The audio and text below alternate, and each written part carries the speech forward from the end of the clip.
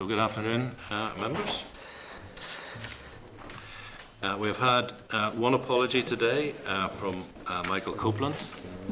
Mr. Mutri was with us for our closed session, as was Mr. Spratt. I know Mr. Spratt is hoping to return. The other member has urgent constituency business. And that just leaves Mr. Atwood, who we hope will join us later. We welcome visitors to the public gallery, including Patrick Heron, who's a politics student at Belfast Metropolitan College and is here shadowing one of our committee members. Okay, members, there will be no formal meeting next week because of our roundtable stakeholders event, which is part of our inquiry into Together Building a United Community. So can we just look ahead to that, because in your table packs there's actually a table plan for the event. This is at page 15 and beyond that there's the agenda and suggested questions for discussion so that the event has a reasonable structure to it. Now we have at the moment a plan for 8 tables, therefore a requirement for 8 members of the committee. So I would be keen that those around the table can confirm, to the extent to which anybody can ever confirm beyond doubt, that they will be there. And could I also open it up and say, do members have any particular preferences in terms of those tables they want to chair? Because Karen has done a very good job in trying to theme each grouping. So I'll just give you a moment if you want to... Page 15? Tabled 15, yeah. Okay. Chair, I can confirm beyond reasonable doubt that I won't be there, unfortunately, because I'm going to be across the water on Wednesday. So, right. That. And Michael Copeland is unlikely to be with us, so we're now down to 9 maximum for 8 tables.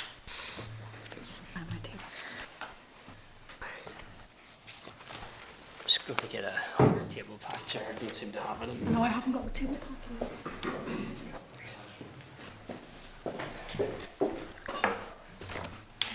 Karen, could you even talk us through the how you've tried to group IP? Yeah, there's a couple of tables that are a bit more random, but table 1 has a general kind of women and children's feel. Table 2 has a general mixed community rural feel. Table 3 is more urban interface. Table 4 is more of a mixture of people. Table 5 has a specific youth focus. Table 6 is again a bit of an eclectic mix. Table 7 is sport and arts, and table 8 again urban interface environment sort of focus to it. Right. I'd be happy with 1 or 5 or 6. Thank you. I could probably do 4. Preferably 1. Okay. Well, can we put you down for 1? Yeah. Table 1. Chris, 4. Deputy Chair, table 4. 2 or 5. Can I just get clarity? Table 5, that's the SELB, that's the... It's the Southern Education yes. Library Board, so they basically everybody who submitted a written submission to the inquiry was invited, and so it's the 3 councils within that board area. They have the youth council, so Paul Bradley's bringing 2 young people. Okay, because that's my constituency, Okay. so probably I'll go for 5. Aye, good, thank you. I would prefer table 4 if that's possible. Oh, Does Chris is... someone else say, oh, okay. Sorry, Chris got ahead of you. Oh, jeez. What's table 6 again? Table 6 is let me see the ones that are left. 2 is kind of mixed community or rural areas. 3 is urban interfaces. 4 and 5 has been taken. 6 is a bit of an eclectic mix. It's got Rural Community Network, Equality Coalition, Cooperation Ireland in it, Lincoln Generations. Table 7's kind of got an arts sports focus, mostly sport, and table 8 is urban interface environment sort of focus. 8? Alec, yes. Mr. Maskey for 8. Excellent. We're in 6. 6. It's held for 6. And yourself, Chair. I will take whatever. I will be David Fairclough, the super sub, and come on at the end for whatever's left. So we don't know about Mr. Atwood. No. and Mr. Spratt. Well, 2, hopefully 3 we'll- and 7. Yeah, Yeah. okay. Mitri as Well, well.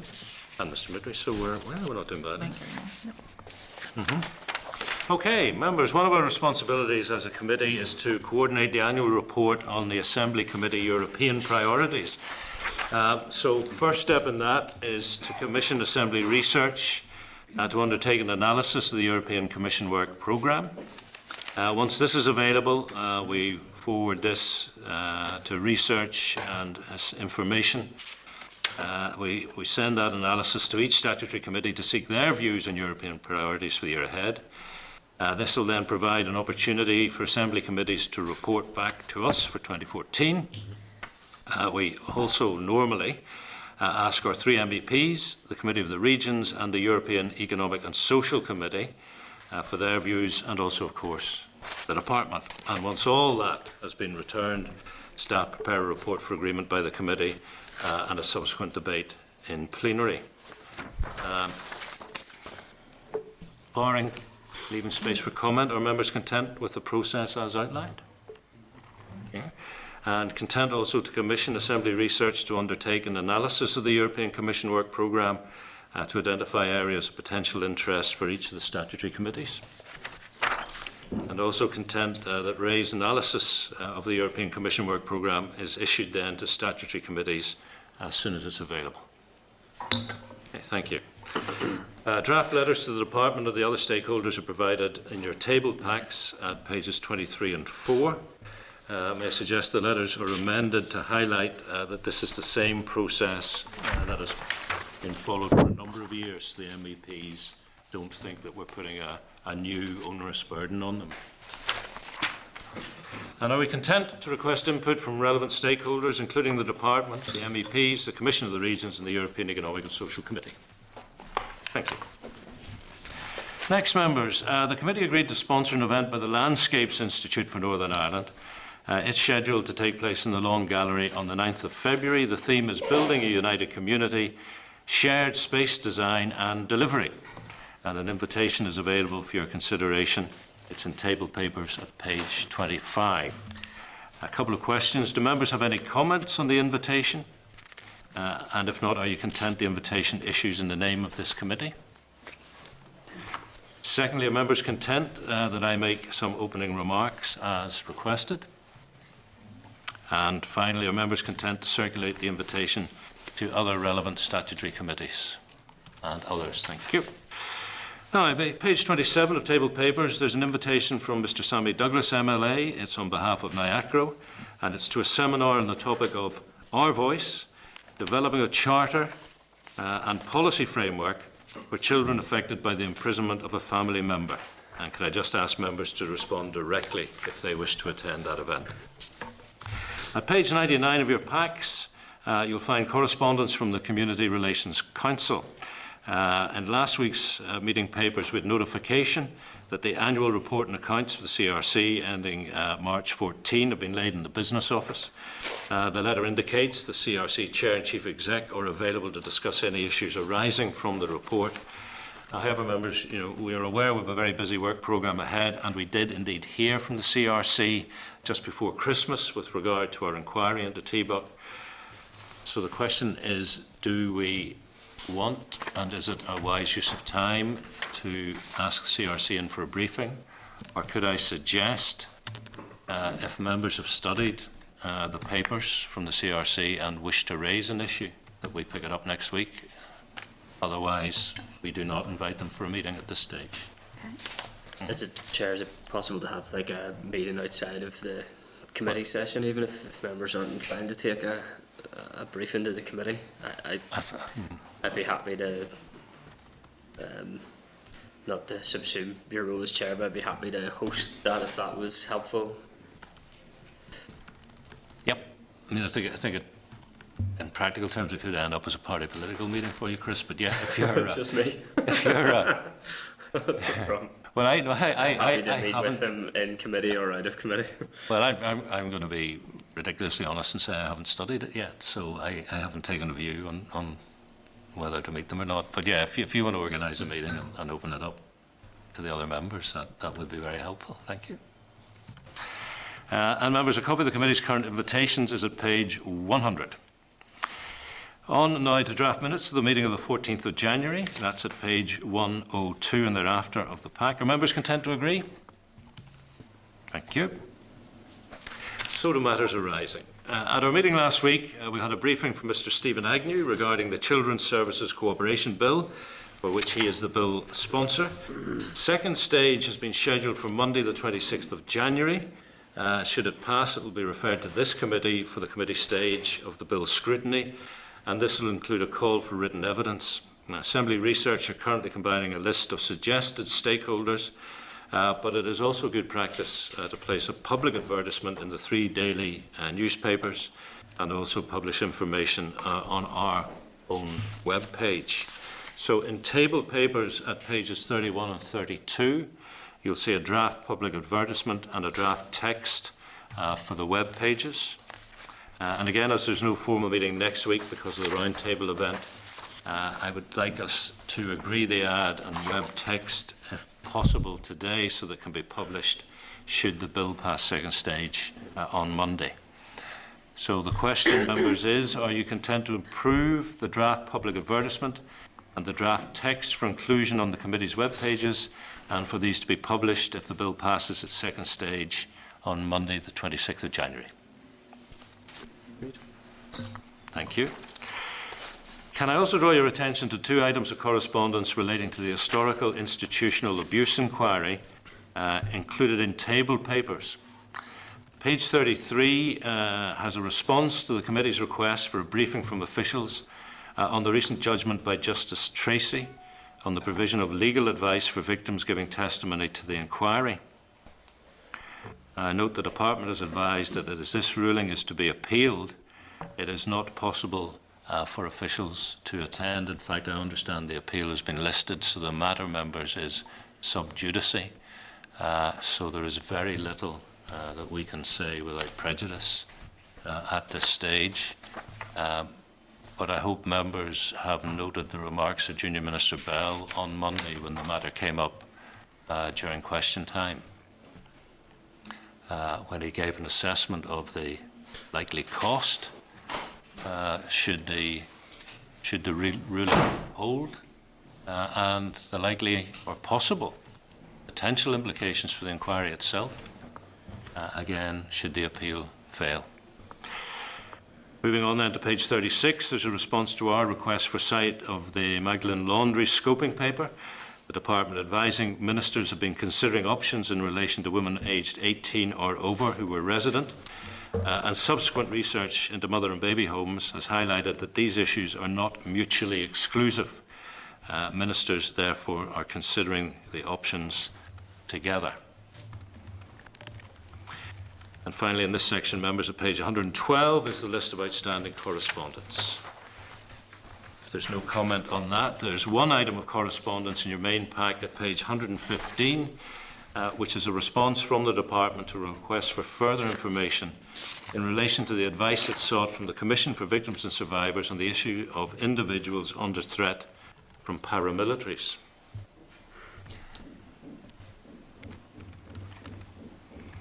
And effectively tells us nothing.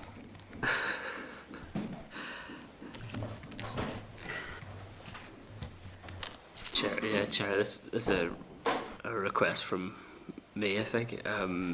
It tells us slightly more in that there are proposals being considered, but there's absolutely no guidance in terms of when a decision or release of decision in relation to those proposals would take place. Is it possible to maybe go back to seek qualification of what due course means? A likely timeline? Well, yeah. Of course we're going to ask. Yeah. I mean, I return to the fundamental issue here, because you are under threat from a paramilitary organisation does not mean you have done anything wrong. And therefore you should not be excluded, to my mind, in principle, from access to services. I would have been similar thinking to myself, but it's seems to have taken, you could correct me if I'm wrong, but a year plus to get any clarification on that from OFMDFM. I was going to ask, can you remember when we began this I process? think it's at least a year. So if you are one of these said individuals, Yeah.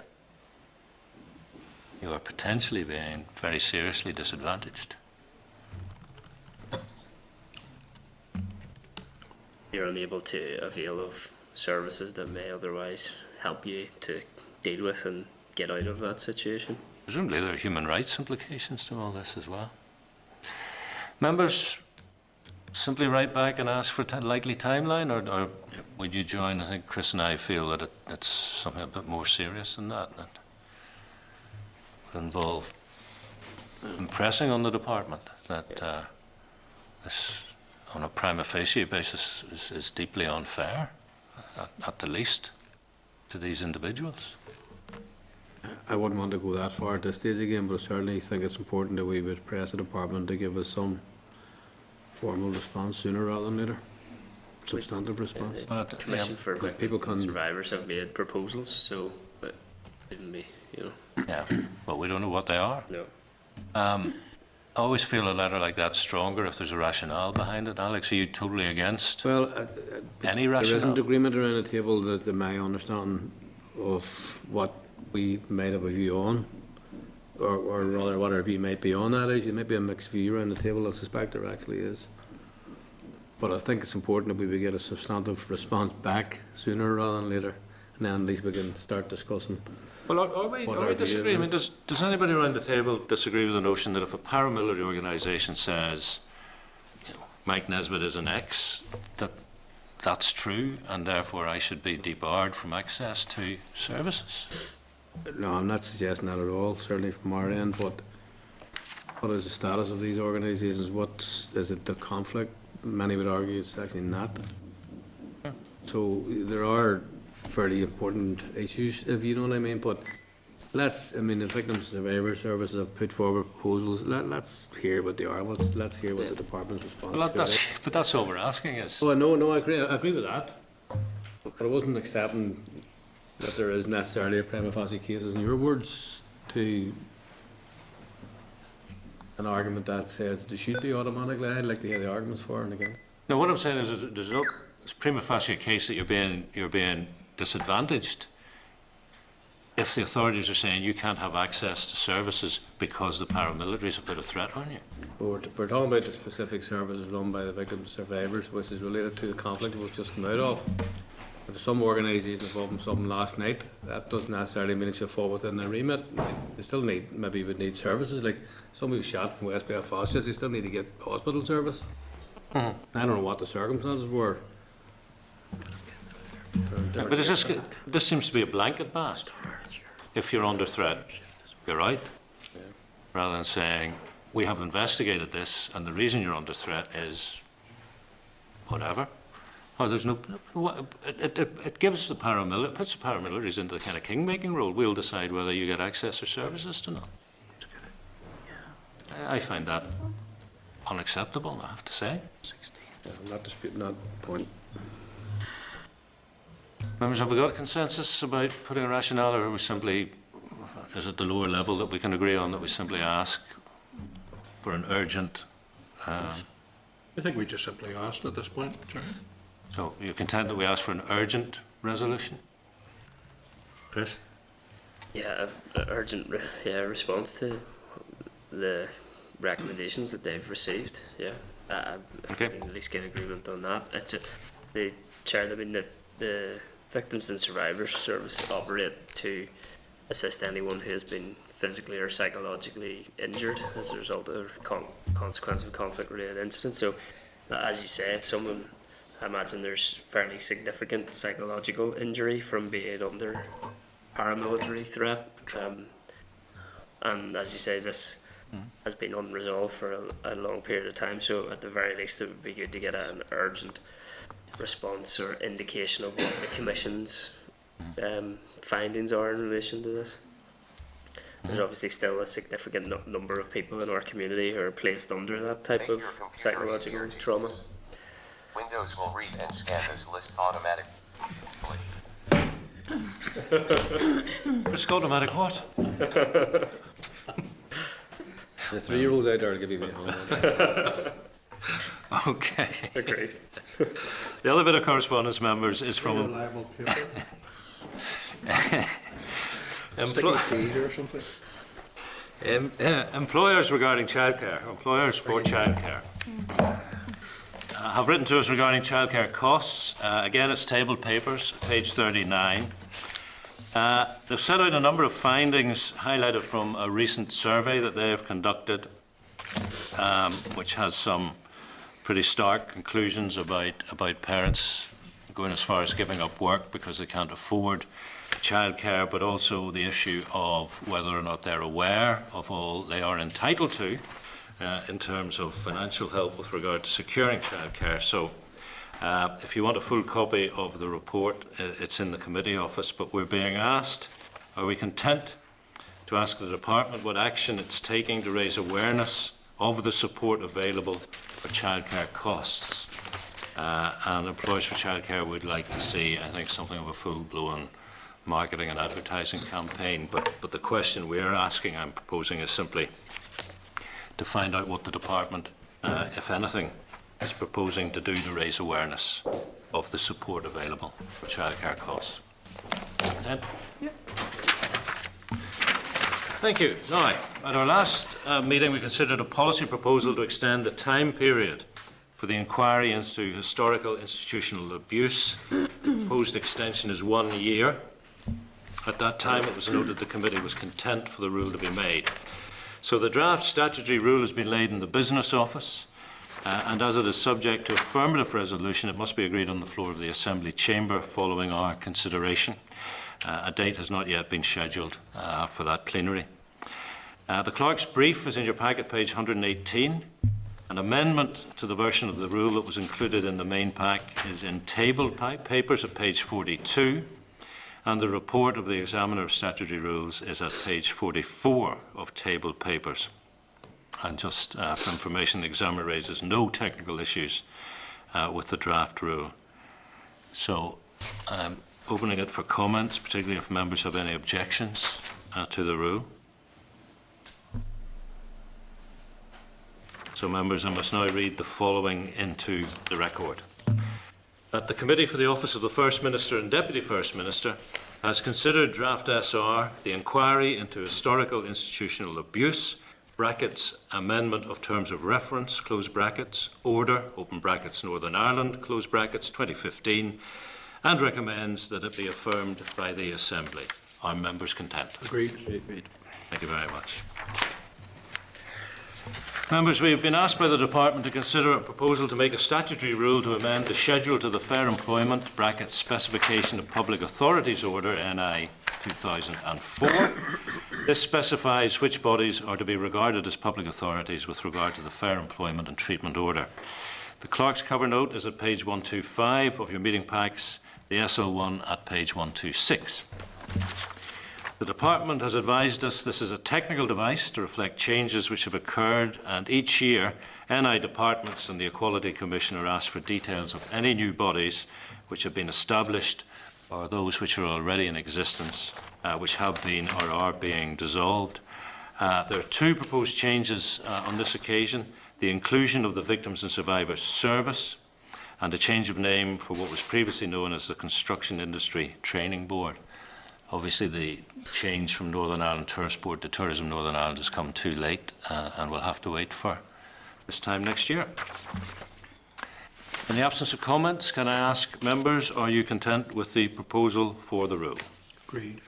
Thank you. So, members, once the draft order has been laid in the Business Office, it will be provided for consideration by the committee along with the relevant report from the Examiner of Statutory Rules. We may wish to note the date of the rule will be changed to 2015 before it's made. So, to agenda item 9, members, our first briefing of the day. This is in relation to our inquiry into Together Building a United Community.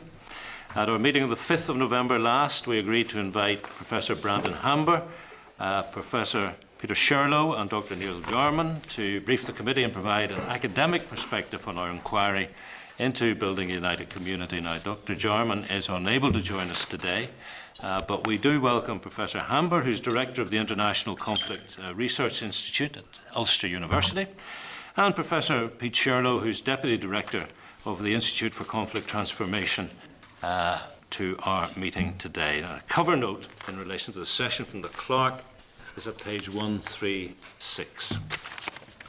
Gentlemen, professors, you're both very welcome. Thank you for coming along. We didn't get a paper from you, which is not an issue. I'm just wondering whether you want to make some opening remarks. Yes, we both will make some opening remarks. So firstly, thank you very much for inviting me to address the committee today. I can only assume you've invited me here in my capacity as a practitioner and researcher who's been working on peace building and reconciliation issues for the last 2 decades in a range of societies, as well as my role as Director of INCOR at Ulster University. With this in mind, and given the limited time, I will restrict my 5-minute opening comments to the issue of how the strategy might be seen within the global field of peace building and reconciliation. The strategy outlines a vision of a united community based on equality of opportunity, desirability of good relations and reconciliation. And I won't go on to read the rest of the vision, you're all familiar with that. I commend the executive for this bold vision and the steps it has started to take to realize it. It is also right that as the strategy outlines, this is understood as a journey towards a more united and shared society. The idea of a journey is consistent with the notion of process, and most of the international literature on peace building and reconciliation will talk about concepts as essentially processes rather than destinations in themselves. The strategy recognizes the damaging nature of societal division and seeks to, and I quote, address the deep-rooted issues that have perpetuated segregation and resulted in some people living separate lives. It goes on to say, and again quoting, division, intolerance, hate and separation, unless addressed, can damage individuals' communities in various ways, including in terms of economic prospects. In other words, the strategy itself highlights that social segregation and separation as socially and economically problematic. The core question, therefore, when reading the strategy is whether the actions outlined align with its vision and are in fact adequate to make the types of changes needed to transform the society. I would contend that the headline actions outlined in the strategy are steps in the right direction, but they are not sufficient to address the full weight of the problems that the strategy itself outlines. For example, according to the Department of Education, there are 308,095 pupils enrolled in primary and post-primary schools. Although one cannot calculate with complete accuracy, but for illustrative purposes, using this figure, it would suggest that 100 summer school camps engaging 100 pupils at post-primary level would only reach 7% of pupils. Even if we bump this up to 1,000 pupils attending each camp, we would only touch 70% of the pupils for a once-off and no doubt unwieldy series of events. 10 shared campuses would equally, extrapolating broadly, across the school-going population, and assuming every child is participating in these activities at post-primary level, would reach 3 to 4% of the total pupils over 5 years. This does not mean that such actions are useless or that they cannot be scaled up or grown. On the contrary, it's been well established in international and social psychological research for decades that under certain conditions, contact between groups can promote positive views of one another. Any increase of contact between school-aged children and young people representing different traditions is to be welcomed. But as a recent report on shared education notes, an environment that seemingly reinforces a monoculture order can limit the potential success of any program. It added, and I quote from Joanna Hughes, "It is hardly surprising that pupils who meet with peers from other communities for short periods, albeit over a sustained period of time, and in highly structured settings, struggle to develop friendships that can be maintained outside of the school setting." In other words, contact programs taking place within an overall segregated context that the strategy itself talks about, despite some positive potential, could essentially be seen as a sticking plaster on a system that is largely not conducive to creating positive attitudes between groups. It is possible to argue, for example, that shared education might be able to grow incrementally, or some of the other activities themselves might also be able to grow, and this seems implicit within the strategy. But there's very little evidence that relatively small-scale cross-community projects taking place within a divided society will change the overall context substantially. International research would suggest that contact programs need to be complemented by substantial social change to be effective. Those who study the practice of conflict transformation globally would name a peace that does not alter underlying forms of separation a negative peace. This is a context where political violence has decreased, but the underlying issues that fuel the conflict have not been addressed. So I would ask the committee, despite the boldness of the vision stated in the strategy, to seriously assess whether the actions outlined in the strategy are adequate to achieve the objectives it lays out itself. It is, from a policy perspective, counterintuitive to set up a range of new programs to bring children and young people into meaningful contact with one another and in collaborative ventures at great expense and in terms of resources and time, when the context itself is going to potentially undermine some of those achievements. Of course, we all know there are many reasons why the context cannot be changed instantly or overnight, and we must foster contact where we can. But to lose sight of the fact that the most logical place to foster contact is in an integrated classroom or in neighbourhoods where communities use the same services and recreational facilities on a day-to-day basis is missing the most obvious and long-term solution to the problem that you're grappling with. This is a large-scale policy. What is needed is a large-scale policy with a timetable for breaking down the separation the report talks about in daily life.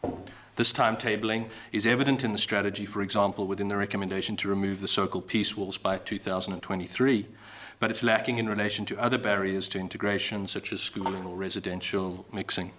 In conclusion, I welcome the steps the strategy outlines towards achieving greater social contact between communities. However, would contend in the absence of a bolder social process to break down separation, they may not achieve the full impact they are intended to have. In other words, the society will remain in a negative rather than a positive peace and will remain constantly at risk of ongoing and future conflict. So I thank you very much for your time and thank you again for inviting me to share my views. Thank you very much indeed. So from Ulster University to Queen's.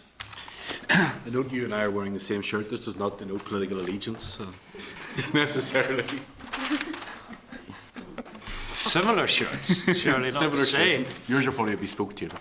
I have to say, What a great start. you have to set up a barrier between people.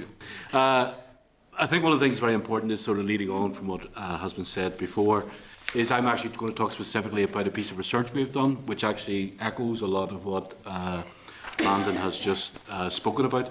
And this is known as the Northern Ireland Project. It has been a longitudinal study of relationships between political violence, sectarianism, and the well-being of children living in segregated communities in Belfast.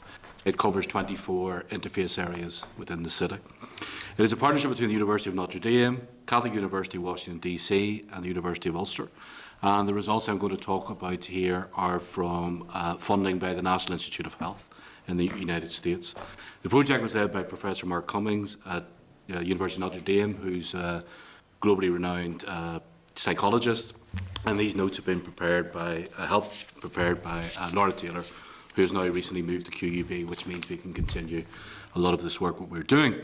The study is based upon what is known as an ecological process-oriented model. I'll explain what that means when we get to the results. But it basically looks at the way in which pathways between political and sectarian violence, also political and sectarian antisocial behaviour, so sectarianism as in being attacked, which would be considered to be violence, and antisocial behaviour, name-calling, graffiti, etc. So it looks at the impact of that and also crime within those communities, and that is based upon family functioning and adolescent adjustment, how families and their children cope with political violence, sectarian antisocial behaviour, crime, and other antisocial behaviour in their community. So quite clearly this country has taken very positive steps towards peace, but as we know in a study like this, we are studying families that are living in communities that are still highly segregated. We also know that these are places in which you will have much higher levels of sectarian recorded crime, much more likely to experience antisocial behaviour, and of course there are new forms of sectarianism that have emerged in recent years, most notably through the internet, where that's become another site in which young people in particular trade sectarian insults and attitudes towards each other. So the study basically is about the risk. What's the risk? How does the experience of being in that environment influence you in terms of becoming a perpetuator, somebody who engages in this type of violence or antisocial behaviour, a witness to that type of behaviour, or a victim of that type of behaviour? So what does that mean? How does that impact upon your life? So we're looking at all these processes. These are multiple processes. They very much overlap with each other in terms of how families live in those communities. And clearly there is An interesting thing here in studying families in that the parents are mostly pre-ceasefire, and the parents are post, and the children are post ceasefire. So you have two different sets of lifestyles which have been influenced, and that does have an impact upon how families function and how they work together. So we're looking at relationships within families, relationships within communities, we're looking at relationships between communities, we're looking at interpersonal relationships within families, we're looking at what protects people from these issues. Well, there actually are ways in which people are protected very much within their community from these types of issues, and also the positive things that come out of these communities with regard to these issues. So it helps us understand how sectarianism is being reproduced in communities, and it also gives us a good guide on whether or not there will be long-term stabilisation of the peace process.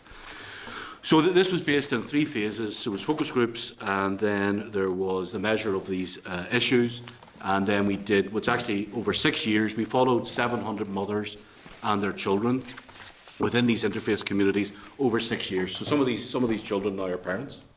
We started off, they were 14 or 15, they're now in their early 20s, and some of these people are now 16, 17, 18. So over this 6-year period, we didn't get 700 families each year, but it went down to about 550.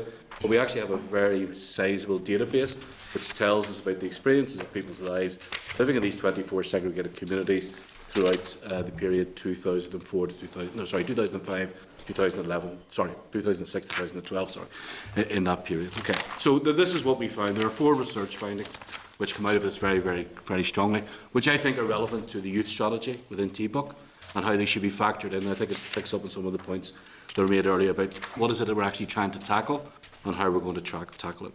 So the first is emotional security, measuring emotional security, and that's measured in 2 ways, which is within your family, how emotionally secure you feel within your family, and how emotionally secure you feel within your community. So basically, if you live in a family in which there's a high level of support, if there's a lot of good functioning within the family, if you feel that you're part of a community, you feel that you interact with your community, if you feel that you have a role within your community, that basically protects you from sectarian behaviour. So you will experience sectarian behaviour, but you won't adapt, you won't be affected in terms of mental health problems, and you'll not be affected in terms of aggression. So that's very important. So the first thing we're doing here is we're not pathologising communities. We're actually showing that there are differences and that factors like the family influence people's attitudes and behaviours. So amongst those families where that is not the case, where there is much more fracture in the family, where you don't feel part of the community, sectarian violence and antisocial behaviour creates traumas, depressions, anxiety amongst young people. So one of the things that's really important to understand here is that family structure is, if it's supported, it buffers you from these factors. If you don't have strong family support, you are actually very negatively affected by what happens around you in terms of trauma, difficulty, and other such things. So there's quite clearly a policy outcome here, which is it's identify ways to increase emotional security in both the family and the community, despite experiencing ongoing conditions. So I think hopefully everybody understands that. Emotional security within the family, emotional security within your community, buffers you, protects you from sectarian experiences. If you don't have that, and it's the other way in your family and your community, it affects you very badly. You will adopt mental health problems, anxieties and stresses. Now the second finding is social identity, and this is based upon how much you identify with the label Catholic, Nationalist, Republican or Protestant, Unionist, Loyalist. So what we find here is, and it actually works out as both a benefit and a burden, the more that you sense that you're one of those 2 groups, that you have a really strong sense of identity within those groups, that also is a protective buffer. So if you feel that you're really Protestant or you're really Catholic, you don't really have any maladaptive influences because of sectarian violence, etc. However, if you also have a strong identity, you're much more likely to be involved in sectarian out-group behaviour. So if identity is strong, you're more likely to be involved in something like interface violence, rioting, other types of behaviour. So there's a very strong issue here about the strength of identity and how that actually, so identity buffers you, makes you feel part of a community, but it also makes you outplay your actions against the other community. So if your identity is weaker, you're more likely not to be involved in sectarian behaviour and sectarian practices. So there's a very strong finding there as well. So there's another policy outcome in terms of TBUC. So social identity works in both good and bad ways. So interventions need to take account of that. And I think one of the questions we really have to look at here, and maybe it's a bigger question than T-Buck, is what's the value of single identity work? There's a very strong relationship. That also came out in the flag protest we did recently. You see that in sort of life and time surveys. People who have very negative attitudes tend to have much stronger senses of identity. Okay. The third finding is about family cohesion, which is not the same as emotional security, but how cohesive your family is, how you feel within the family. And that also buffers children from developing aggression, and it also lessens the amount at which you will actually be sectarian against the other community. So if your family is very cohesive, not just emotionally, but there's work, you're attending school, you have you understand your family as a good, strong dynamic, that actually makes children to be less sectarian as well. So it's very important that any policies we have, and you can see from the first and the third policy here, or finding, sorry, is the strengthening of family is very important. And if families support each other, this seems to decrease overall adolescent aggression, and it also reduces the impact that you will involve in other groups. So I assume we're talking about here maybe in layperson terms.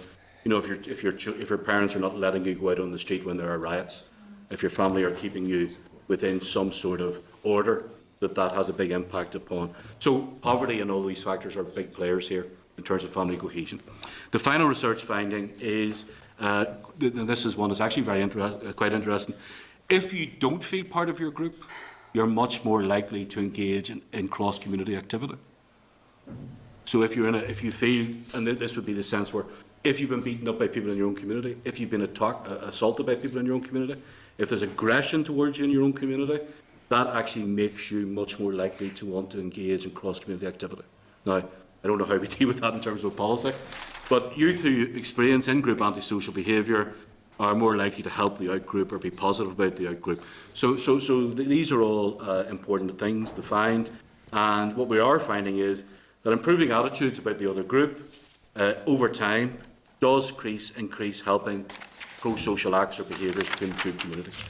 So just to finish off, those are findings, okay, but the root of those findings is still related to poverty, it's still related to income within the home, it's related to how well the children perform at school, it relates to all of those what we would call positive factors. So the higher those positive factors are, generally the more less sectarian a young person will be, with the exception of if they have a really strong sense of identity. And they're functioning solely within their own community, and that's reinforcing prejudice towards the other issues. So just to go through very quickly with regard to T-Buck, I'm not really I understand the overarching principles, and I agree with what Brandon has said here. Is what is it we're trying to change? If we're going to challenge sectarianism, what is it? What is sectarianism? What is racism? What is prejudice? And I'm not sure that we actually have really proper working definitions of what we're trying to change. What are these things? How do we actually account for them? How do we actually, if you're trying to change something or challenge something, you need to have a definitional basis on which to challenge that, and I think that's one of the things which is very important. In sustaining peace, as I've said before, what's very important is the issues of really starting to look at, maybe with the youth programme in T-Buck, should we not be looking here, if we have this type of evidence, and if you look at this evidence and you agree with this evidence, should we not be doing more at the site of the family? Should we not be working at that site? So youth should not be really sectioned away from their families. Youth and the relationship with the family here seems to be very, very important, and how people behave and their attitudes and how they cope within their societies. I think in terms of shaping policy, this obviously needs to joined up government. If we went down that route of looking at family, we can show that families in which there's mental health problems amongst the parents, some of that being trauma related to the past, that's being reproduced. So clearly there's a need for joined up government where we actually are working with these issues. Quite clearly we need to stimulate participation. We need to have the people who lead this quite clearly have to be able to get people to participate, the point that Brandon's made. And finally, the whole delivery of this, it has to be something which really has much sharper aims and objectives, and it has to be something that we can evaluate, and hopefully that research that we have done will be a basis for maybe designing some of the youth activities, and it might be a way then that you could have a measure to look at what success actually is through the T-Buck programme. Okay, Peter, thank you very much indeed. Brandon, just to go back to the very start, processes and journeys. I think I have a two-part question, but first of all, how would you define the difference between this as a process and this as a journey? Thank you. I think I was saying the opposite. I was actually saying that the idea of a journey could be seen as analogous to the idea of a process rather than as something separate. Right, so it is a journey which would have a destination then, potentially. I think what I was arguing for is that you could set a series of destination goals, but all of those are going to have to be incremental in how you get to those. I mean, I don't need to tell you all this. I mean, you can't change that overnight. So you would have to set a series of stages and steps in terms of where you might go. And my observation of the document is it was not very strong in really outlining that direction. So the principle of it being a process leading somewhere is mentioned, but that's not really followed in terms of the text, broadly speaking. Because I think a common criticism of government here is that we are process-driven, we are input-driven, and we don't have enough focus on the outputs and particularly the outcomes. So you say our vision is we are here and this is where we want to be, and then you build the bridge, the road, whatever analogy you want to put in to get to that end point. So how well does TBUC do in that regard? I think what I was trying to articulate is that there's quite a strong vision that's articulated in terms of the type of society that the document envisages. But I don't think there is a very clear sense of how you get from A to B. So it talks about very high-level, serious problems. It routinely uses the word segregation, separation, violence, but I don't think the steps that it outlines to deal with those type of macro-social problems are that well articulated in terms of that direction.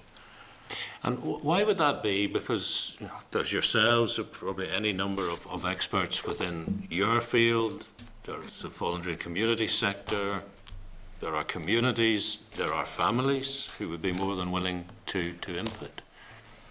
Would you like me to respond again? Yeah, what input, for example, what input did you have before TBUC was published? At a personal level, I would have engaged in a range of different discussions. I didn't put in a submission, but I know others. Sorry, I'm sure. It's not that I'm not interested. Do you want me to mute it? Just offer it. Still muty. Mute me. You okay? Muty. One minute. Says she could help me. One minute, mute. Do you want me to try? You're the clean man now, you're... I don't know. I was trying to get a thing for sticky keys, and that's why I have to go on to that, because there's something wrong with the keyboard. It's okay. Sorry, Brandon. I think in terms of your question about why would it be that there is a vision, but it's not quite clear how we get to that vision, and I didn't really have time to articulate that in the paper, is that arguably there are different ideas of what some of those words mean. I mean, it goes back to what Pete's point is about what is sectarianism. You know, what does separation or segregation mean? What does shared actually mean? And I think that if you look across the different political parties, there's often a different vision of what that means. I mean, in theory, there's an author called Louis Kreisberg, and he talks about thin and thick reconciliation. And what he means by that is that for some people the notion of reconciliation essentially involves there's no violence, you walk down one side of the street, I walk down the other side of the street, we respect who we are, and that's fine, versus a thicker notion which would be social and cultural and community integration. And I think when you read through this document and its predecessors, there seems to be a battle over whether people hold a sort of thick version of the future in terms of reconciliation or a thin version of the future. And I think that continually knocks on in the CSI, the Shared Future document. You see that debate all the way through the documents. I think that's a strong point, that there isn't a shared definition of some of these concepts. So we have two issues, therefore. The end goal, the vision, is open to interpretation, and the route map for how we get there is not clear. So how do you fix those two fundamental problems? You want me to answer how we fix the problems? It's not a free I can lunch. give a stab at it if you want, but I don't know if... Well, you have to have definition of robustness. If you're going to design anything, it has to have, so I'm going to teach students, I need to have a curriculum. I need to have something which defines exactly what I'm going to deliver to my students. And I think one of the ways that we have skirted around with these terms actually, I think that's been part of the problem. I think there's probably very strong ideological differences over what these terms mean. But the way in which we did it through our project was to actually ask the families who participated, what do you think it is? You know, so there is, I think, going back to your original point about, there are people I think could come up with a relatively workable definition of what these issues are. So if you don't actually have the definition of robustness, then I don't understand what it is you're going to change. So it doesn't matter whether it's thick or thin. It actually matters in terms of what you would expect to be an evaluation. So at the end of TPOC, what would you measure as success? And I think a lot of these policies and programmes, it's very easy for us as academics. You obviously deliver these things, and we sit on the sidelines and judge maybe in hindsight. But I think one of the problems also is that if I was designing something like a piece of research, and sure Brandon's the same, I would actually start off with what I would be looking for in terms of outcomes. What will this strategy take me to? What is it that, you know, what is it we want to? What is the outcome going to be of this? Whereas I think sometimes we're working the other way around. Is let's set something up that might take us to those outcomes.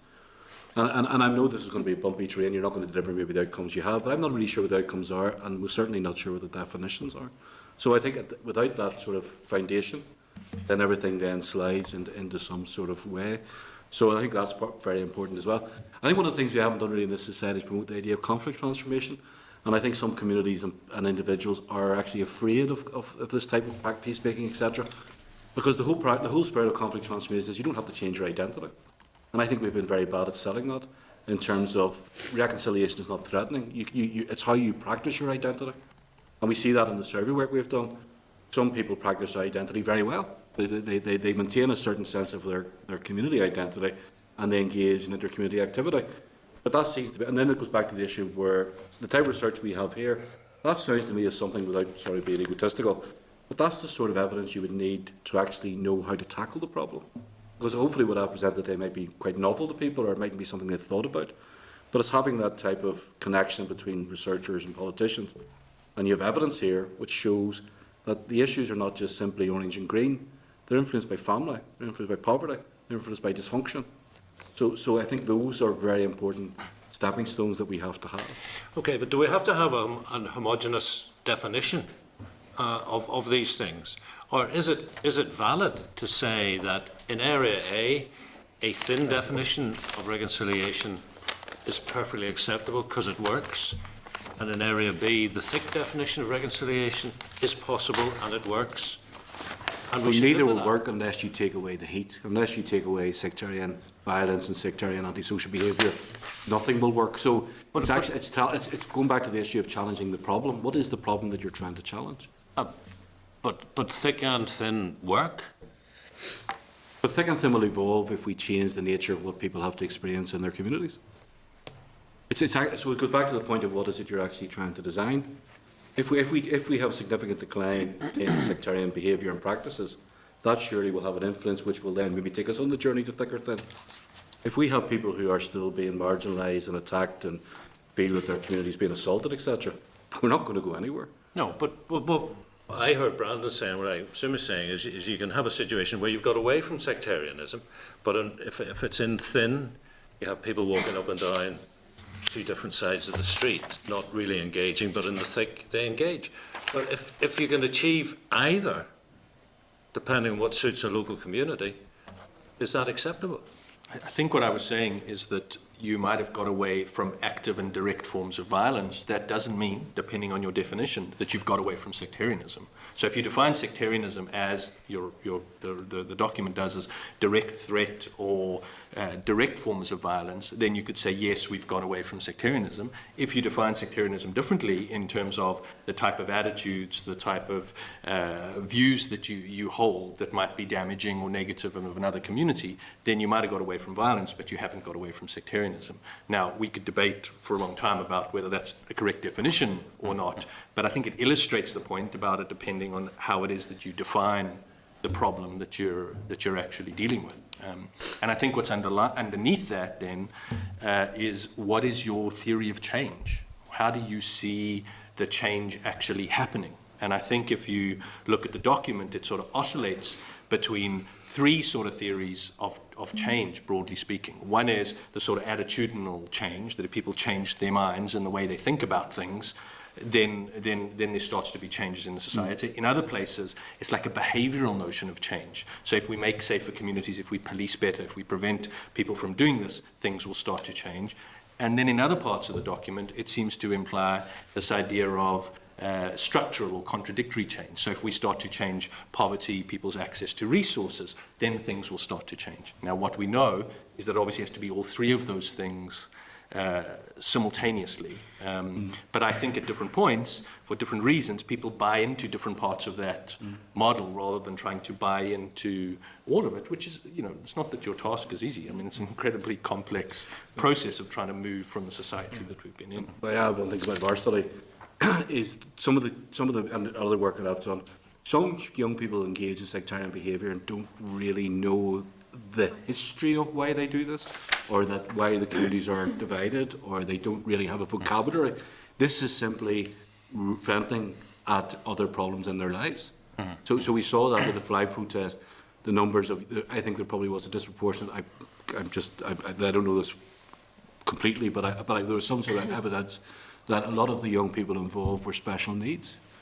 That they were, and other kids who were spoken to at the time were venting other wider problems in their lives. So the poverty, breakup in the family, violence at home, these were factors in their lives which were making them behave in a way of choosing a target. So the target is, because I live in this community, the target is over there. Without actually knowing what the target is, or why they're doing that as well. So there's a practical problem here as well in terms of actually looking at actions. What are the actions? Why do they happen? But again, just trying to tease this out. If as an assembly and executive we set a vision, and it is open to interpretation, is that necessarily a bad thing? If the various interpretations, to some extent, represent positive progress, possibly not the end of the journey, but a good step forward, should we not embrace that and recognise that it's not a homogenous society, that some areas will be more open and ready to take a step than others? And that takes me to the other point is who is in charge? Because it seems to me we can set a direction of travel and then publish a very detailed route map to it and effectively impose that, or we can recognise that there are so many different players here. There's government, yourselves, families, communities, there's the voluntary and community sector, the statutory bodies. If it was an orchestra, once you say this is the tune we're going to play, who should have the baton? Or should it be passed around? Who drives it? It's yet again, it's what would you expect to be the outcome? To me, what the outcome would be a significant reduction in sectarian violence and antisocial behaviour. Okay. That would be an outcome. Right. Okay. So if we would implement an evidential basis and we set up a programme of activities which actually did that, that would be progress, because I think it comes out of what Brandon was saying, what I've been trying to say as well, is that change in relationships could affect something else. A lot of this will be the unknown, of course it will be. But we didn't know what the National Health Service would be like until we set it up. We didn't know what the impact of it would be. So, but setting the National Health Service up was the right thing to do, despite opposition at that time.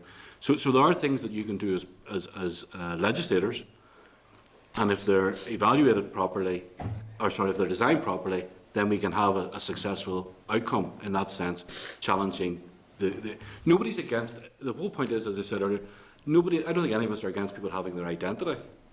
The point is we want people to practice their identity in ways which are not based upon intimidating not only the own community but also harming themselves. A great deal of sectarian practice does also harms yourself. Well, my question is around designing it properly. How do you do that? And the key question within how do you do that is who does it? Is it done up here by officials, or do you devolve that power and accept that there may be solutions that on a local level will be significantly different area by area? Yes, which then means that the point that is that whatever you design, you have to make sure, say for example you do this through TBUC and you have actors who then engage in delivering that, the issue there is having the right people to do that, so people who are able to drive community participation, people who are trained in actually understanding what good citizenship, people who are trained in tackling these issues, etc. I think I can't speak for Brand, but I think the issue is TBUC throws up many more issues somehow than it actually resolves, because we're still at an infancy in some ways of understanding what we're trying to actually change. We know the blunt end of it. We know what the blunt end of it is. But we're not necessarily sure on what we're actually trying to change without agreement of what the problem is. But you're talking about people who are properly or relevantly trained, and yet 2 of your 4 conclusions are about the importance of the family. Yes, and there's exactly. Well, we have, if families are in distress, we have all sorts of governmental interventions. But what we would talk about from our research project is joined up government should be coping with those issues. So the young lad who involves himself in a sectarian practice, he will be dealt with by the police or the criminal justice system. But the family may well also be dealt with by social services. Are those joined up? Okay. Brenda Hill. Thank you, and it's been very interesting today, so thank you very much. I suppose my question is for Professor Handel. You mentioned the term, which really caught my attention, a negative piece. And can you just explain that and maybe give an example? And also, what are the long-term consequences, in your opinion, of a negative or an empty piece? Because that speaks to me of something that is brittle and hollow and lacks content. And obviously, TBUC is designed to get into the root of those communities that are experiencing division. I didn't bring a sort of formal definition of negative piece, but I mean, broadly speaking, the idea of a negative piece would be that there's potentially been a decrease in direct forms of violence, but a lot of the underlying causes of the conflict remain in place. So a lot of whatever those might be, whether they're about inequality, whether they're about separation, whether they're about attitudinal or behavioural issues, that those remain in place. So you might have a situation that looks like it's peaceful on the outside, but obviously underneath a lot of the structural issues remain. The risk of that is that if there are, and I remember in the peace monitoring report, I think it was the last one or the one before, talked about the idea of if there are community shocks. So if there's an event which takes place, like we saw with the flag protests or whatever the case is, if a lot of the underlying issues aren't addressed, those then can resurface quite quickly.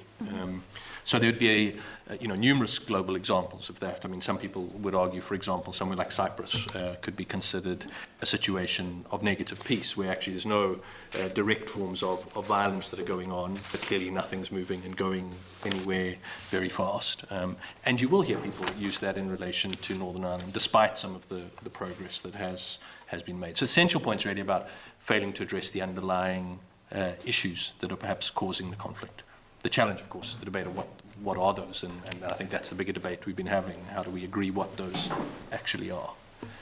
And do you feel that maybe that if there was a negative piece, that then we run the risk of fermenting maybe other disenfranchised communities joining into the sectarianism, as we've maybe seen with maybe racism and stuff and that going on as well, joining in underneath that and just to exploit it?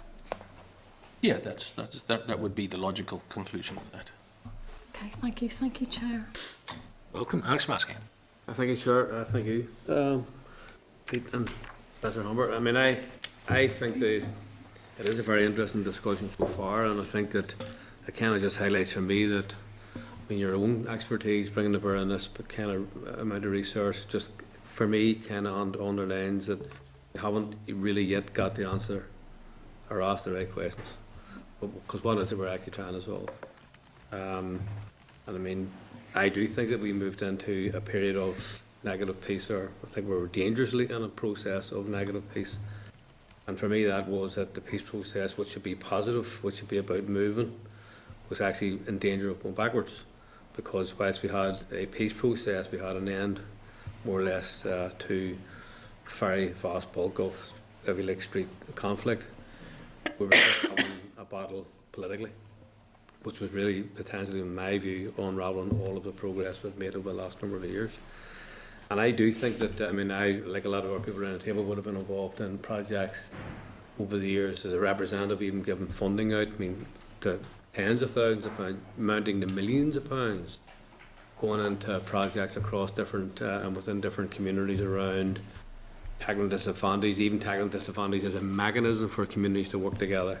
Single identity work, where people could go in and try and build up their own self-confidence if that's what they were identifying a lack of, before they would then be able to engage with others. Putting on the table projects which would actually put on the table just the hard questions: what makes us different, and why we're fighting over these matters. So I couldn't say hand on heart that all that money was wonderfully well spent, but I think it was a very important process to have been involved in that. I'm talking about primarily European peace money that over a number of years ago, and there's been a lot of work and funding still continuing on to this day. So I'm not so sure that we are really honest to ask the right questions of ourselves, because you can talk in terms of, you know, communities, Brenda, just you're saying yourself, communities which are divided, but where is that? It's not as if, sometimes I think people kind of tend to talk about these, and it's all over there, the problem. It's all somewhere else. It's not within me or us, if you dare I say that. And it's like whenever people use the terminology, the two tribes, well, I'm probably defined as being part of one tribe, but I find it very offensive. And as a fan of the Native American Indians, people talk about the tribes. I'm not against that, but I just think it's a pejorative term, which actually, I think it's very condescending, actually. So I don't like when people talk about the two tribes. We need to do something different, or when people define your politics as sectarian. And I would like to think I'm not sectarian. I certainly don't want to be sectarian, but probably a lot of people outside my community say, well, you're one of the sectarian politicians. So we don't have agreement on that.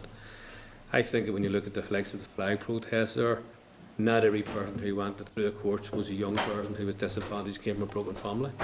Quite a lot of people, when you read the court transcripts, were all quite of an age, 30s and 40s, 50s, working. Most of them were going looking for bail because they didn't want to lose their job. So it doesn't always stack up that they just have this cadre of people over there who are really struggling from a broken family, or there's difficulties in there. There are correlations, as you well know. You're the academics, I'm not, but you know that there are correlations between poverty, disadvantage and other forms of breakdown. But I would say some that if there's a broken down community or there's a disadvantaged community, there's going to be problems which will manifest themselves in some way. So if you go to Birmingham, you go to Dublin, or you go to Limerick, if it's disadvantage, there's corruption allowed, it will manifest itself in one way or another. We just happen to have the political platform where people can get involved in that or exploit that or whatever and become sectarian and abusive on the streets. I do take a view that I'll be quite firm in my own mind. Sometimes we look at the problem that we have peace walls there, but we also have velvet curtains. And we're all political party representatives around here. We all canvass hundreds and thousands of doors. And I know that when I go to canvass people, and I find people are quite honest, especially the longer they get to know you, even people who would never vote for you, but they'll be quite honest with you. I find people are quite good at that, which I appreciate, and I'm very honest. But the people are very firm in their views. Doesn't make them wrong, but they're very firm in their views. Doesn't make them sectarian, but they're very firm in their views. Maybe they are sectarian. That's why we need firm laws to make sure that people don't transport that on to abusing somebody else because they're different from them. Can't act out what I would call sectarianism, which is discriminating against somebody. So I just think that it's difficult, Chair, because it's a kind of a multi-layered problem that we're trying to deal with. And for me, the Good Friday Agreement process was important because what that actually said for the first time, you are entitled to be different. You are entitled to have a different view than somebody else. Like what we need to do as a society is learn how to respect that. And I've heard people saying to me over the years, you know, from the velvet curtain side of the community, would be saying, what more do you want? You got the Good Friday Agreement. And I said, well, all I want is implement it. That's what I want. It's about equality. It's about allowing us all to speak our mind without being slapped down every time you want to say something that is not conventional. So I'm just making a point. I think the T-Book is another process which in due course people will write off, or they will say it was a good job or it was a good effort at it. I don't think it can be as successful as maybe we'd all like to think so, because it goes back to the point, how do you define what we're actually really looking for? Would we measure a positive outcome that people say, I totally respect your right to say what you have? There's a good few want to, if you don't mind, we'll move on to Bronwyn McGann. Okay, thank you, Chair, and thank you for your presentation. Brandon, I want to pick up on a comment that you made about contact programmes. And I know it was referred to sometimes as being a sticking plaster. Well, in my constituency of Fermanagh South Tyrone, I represent in particular the South Tyrone area. The contact programme has now resulted in agreement among two communities for a shared educational campus, which I'm sure you've heard tell of, Moy Regional and Moy Primary School. Would you acknowledge that that is a successful outcome and quite significant from the contact programmes? Well, certainly. I mean, there are contact programs and there are contact programs. So I think what we know from a theoretical perspective is that contact works between communities and individuals under certain conditions. So it works best when people feel that they have an equal level of status in terms of their contact. It works best when people feel they actually have some sense of identity to the groups that are actually in contact with one another.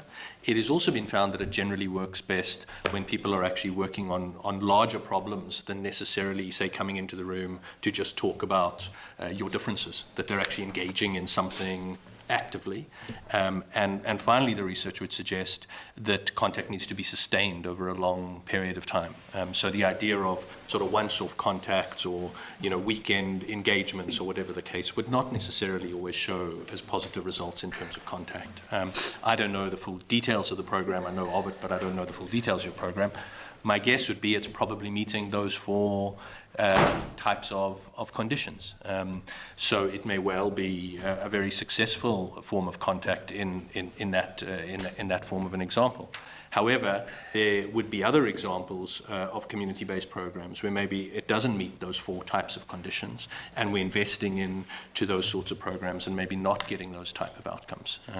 The bigger question for me would be, as a government, what is the best way then? Do we want to scale those type of initiatives up, or are we saying that's a massive, yes, successful investment in a certain type of an approach, when there are other places where we could foster contact in our recreational facilities, in our schools, more naturally? That for me is the bigger question, not necessarily the success or weaknesses of the project. One of the things we found in our research was that the young people who took part in inter-community activities did come from the homes that were much more secure. So one of the problems is that the kids who were engaged in sectarian violence or sectarian antisocial behaviour weren't participating in community activities. So what you had was a contact between children from both communities who already were not particularly sectarian, or who were more open, their families were more open to that type of interaction, who you found outside of that, where the kids were coming from these more maladaptive situations, who were not participating in anything. So that goes back to the structure of the family again, where the family is saying you should take part in this inter-community scheme, you should engage. So it seems to me that for that out-group, those who don't engage, you know, where they're usually picked up would be things like restorative justice schemes, when we've got the process where we're actually dealing directly with the problem, which can be very important as well. So, sorry, this all complicates what T-Buck's trying to achieve, but there's another layer there of actually trying to recognise who is participating in these positive interaction programmes between communities and who's not, and finding out who's not is actually probably very important as well. So if T-Buck was to engage those types of hard-to-reach communities, we know what also happens, especially with young males, is when they get to a certain age, they take to bottle of cider or whatever, you know, they're not interested in those type of activities, they're too soft, they're not fun, etc.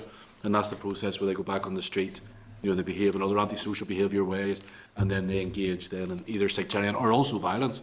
There's a link between being sectarian and also being involved in non-sectarian crime. There's a very strong link there. So hard to reach is very important in terms of these contacts and interactions. Is there an urban-rural difference in building a united and shared community? There's most certainly anecdotal evidence that in the cities the relationships are a bit more reproduced and a bit harder. There's sort of a cheek by jowl analysis. Maybe in rural areas you're not necessarily living like 6 feet away or 2 meters away, so the context can be slightly different. But from what the research I've done in the past, rural youth tend to be a bit less. They may have very strong opinions, but they don't act them out in the same sort of way in terms of antisocial behaviour or violence. And I mean, broadly speaking, there is significantly less focus on rural communities than on urban communities. Now, you might say there's more people living in urban areas, but in academia or in a whole range of areas, there seems to be a lot less focus in that area. I mean, Pete has done some work in that, but I mean, it is looked at less. Okay, thank you. Megan Fear. Thank you. Well, thanks very much. It's been honestly so interesting. I think we've all enjoyed it. But just to focus on, I suppose, another disenfranchised group that goes across all communities, women have largely been excluded from the peace process and still are to a large extent. I mean, just have to look around this place for proof of that. And I know we're a post-conflict society, and I heard Brandon say earlier that, you know, it looks peaceful from the outside maybe, and there's less violence. But I don't think we've ever acknowledged to date the differential impact that the conflict actually had on women in our society, and we've some of the highest levels of domestic violence. And obviously you can't get away from the fact that, you know, that all links together, dependency on alcohol and mental health issues and everything. So we'd just be interested to hear your opinion of how TBUC addresses or actually doesn't address that. I know there is the feeling out there that there's almost a tokenistic reference to women within the strategy. I think the gender equality strategy is mentioned maybe once or twice, but that's it. To date, we haven't actually acknowledged the impact that the conflict had on women and how to resolve those issues. I think it's very clear. Sorry, Yeah. I think it's very clear that in the traditional structure of our society, women are central in terms of what we may call picking up the pieces. Yeah. So in terms of emotional security and also in terms of family cohesion. And it's quite, you know, so there is a domesticated role in that sense that women tend to be there when the problems happen within the family. They're there in those sort of more supportive roles as well. So one of the things we did find was, you know, one of the things we did find very strongly in terms of this, is that mothers who did take on the role of trying to turn their children away from sectarian, women were more likely to try to, I mean, females, young people, as well as mothers, were more likely to try to turn people away from sectarianism and violence. So they saw that as a very sort of, which of course is reproducing what you're talking about, domesticated, sort of subservient role that they're there to pick up the pieces or to try to prevent certain aggressions and behaviours taking place. But what also comes out of the research that we did is that if the mother is not living in higher levels of poverty, etc., that will also influence her ability to actually cope with dysfunctionalism or maladaptive behaviours within the family. Yeah, I mean, I think I would echo some of those comments. I mean, you made the point yourself. I don't think the TBUC strategy has a gendered focus at all. I mean, it's I was surprised when you said it was mentioned, because I read it again early this morning, and I that hadn't even stuck in my head. So the mention of the gender equality strategy. So to my mind, there was no mention of a gendered analysis. I might be wrong in the small point that you mentioned. I'd say 2 points. I mean, the one is that it often links to some of those definitional issues of maybe how we define sectarianism or how we define the problem. So there's a tendency in societies in conflict to define the problem in terms of what is the most visible, which is often direct forms of political forms of violence. You know, people, whether it's attacks in some shape or form. We do know that men are generally more involved in that. Now, if we turn our gaze only towards the behavioural component of trying to deal with problems, then we tend to overly focus on young men and their behavioural problems. And in doing that, we're missing a whole lot of other dynamics that exist within that the community, which might be underlying issues of poverty that are affecting women differently, their role in the conflict, which might look different. So, I mean, it's a massive gap. If you look at all, sorry.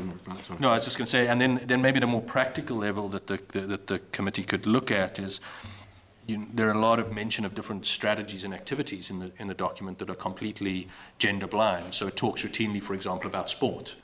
Now, it would be very curious to ask people who they think that sport is actually aimed at. Now, I wouldn't want to prejudge that. Perhaps it was thought of in a very gender-sensitive way. I don't really know. But I think if you fail to mention it and make that sort of analysis, there's every chance that those type of programs that have been advocated are going to be skewed in different directions. And it's also where we centre women's rights, for example, in that type of work that we have done. The majority of young people who had experienced sectarian violence or antisocial behaviour or crime were men, or males. But of course, the point we're showing in this work is but it goes back into the home. So whether you're a 16-year-old girl or a 16-year-old boy, the environment is the same, because those issues are brought back into the home and how they're dealt with, and the crisis that creates and the anger that creates in the home. will obviously influence how people respond. Thank you. I think I know we're going to be hearing from different women's groups and stuff, and hopefully we'll be able to influence or feed in their opinions, because it is gender blind, as you said, and there's so many issues that affect women as a result of what we've been through as a society that just get completely forgotten. Of course. I mean, and maybe I'd also add, I mean, I think it's gender blind not only in the failure to mention women, but also the relationship, for example, between femininity and masculinity in terms of the types of violence that we see. I mean, there are more sophisticated analysis that could be done about the way violence plays itself out once you put a gendered approach to it. Yeah. There was a presentation by one of your colleagues, Brandon, upstairs earlier this afternoon, Dr. Catherine O'Rourke, on the impact of the conflict and the role of women. Okay, Deputy Chair Chris Little. Thanks, Chair. Thanks for your presentation. It'd be keen, if possible, to get a copy of the Northern Ireland project research. Sounds interesting. What level of priority do you think OFMDFM gives to addressing sectarianism and segregation?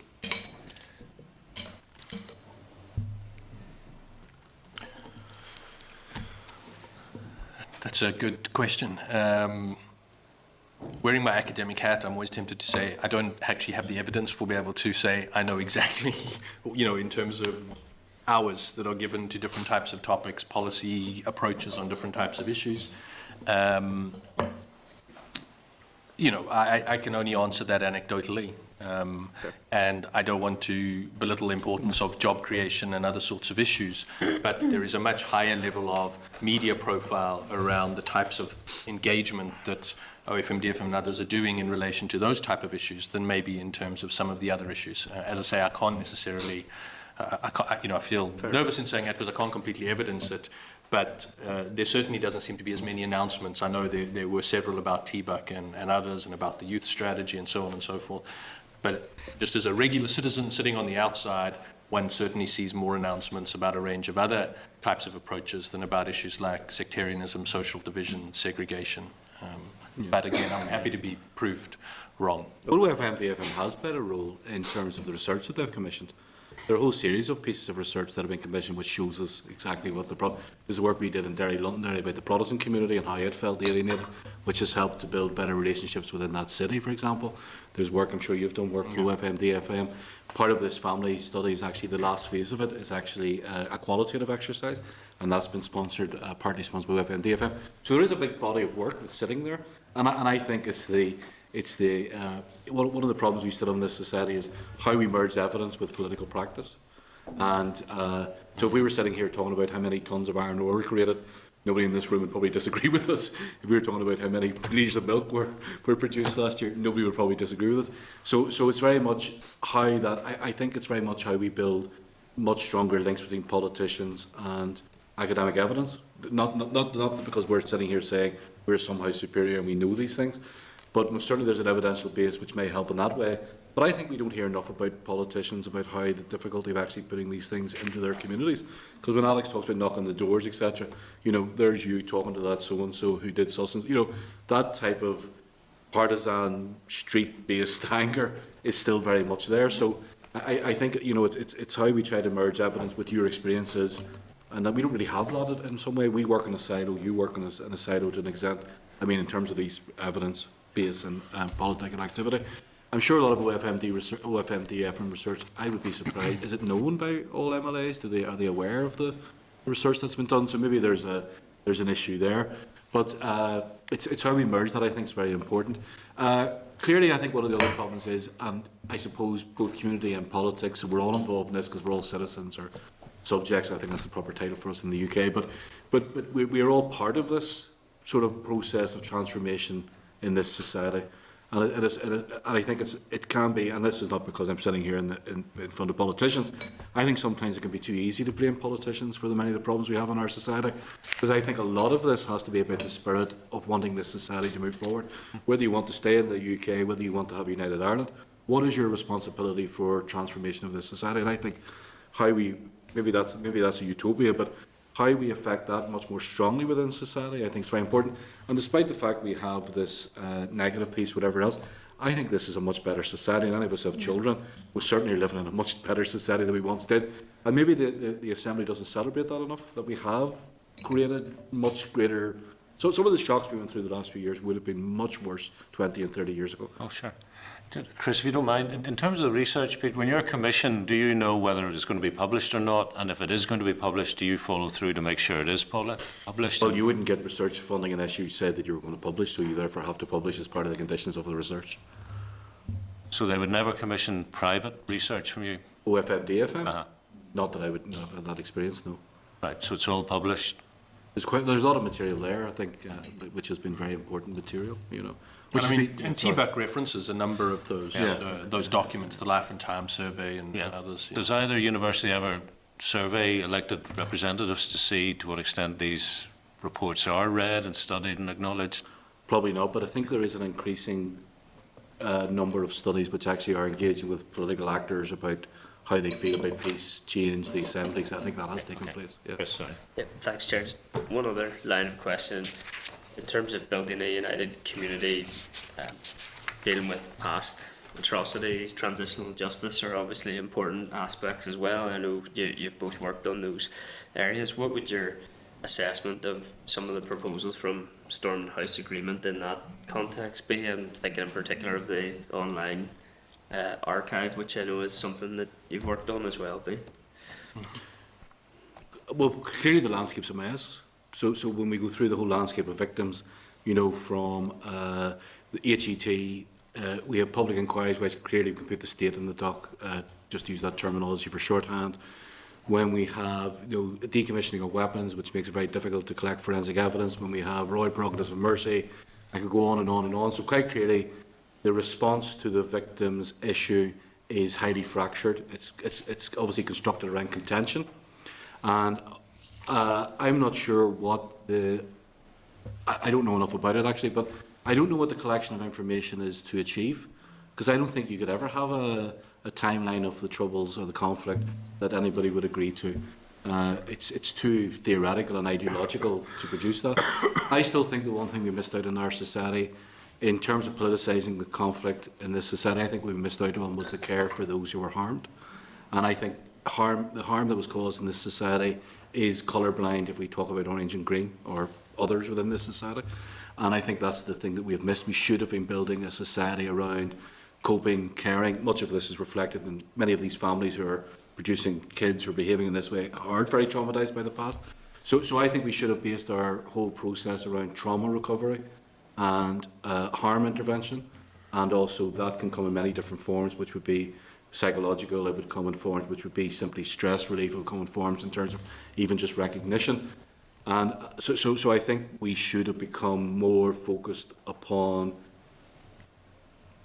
servicing the needs of victims and those who were harmed in the conflict, as opposed to this fractured landscape which we have, which seems to be one political section gets this, another political section gets this, which really takes us nowhere.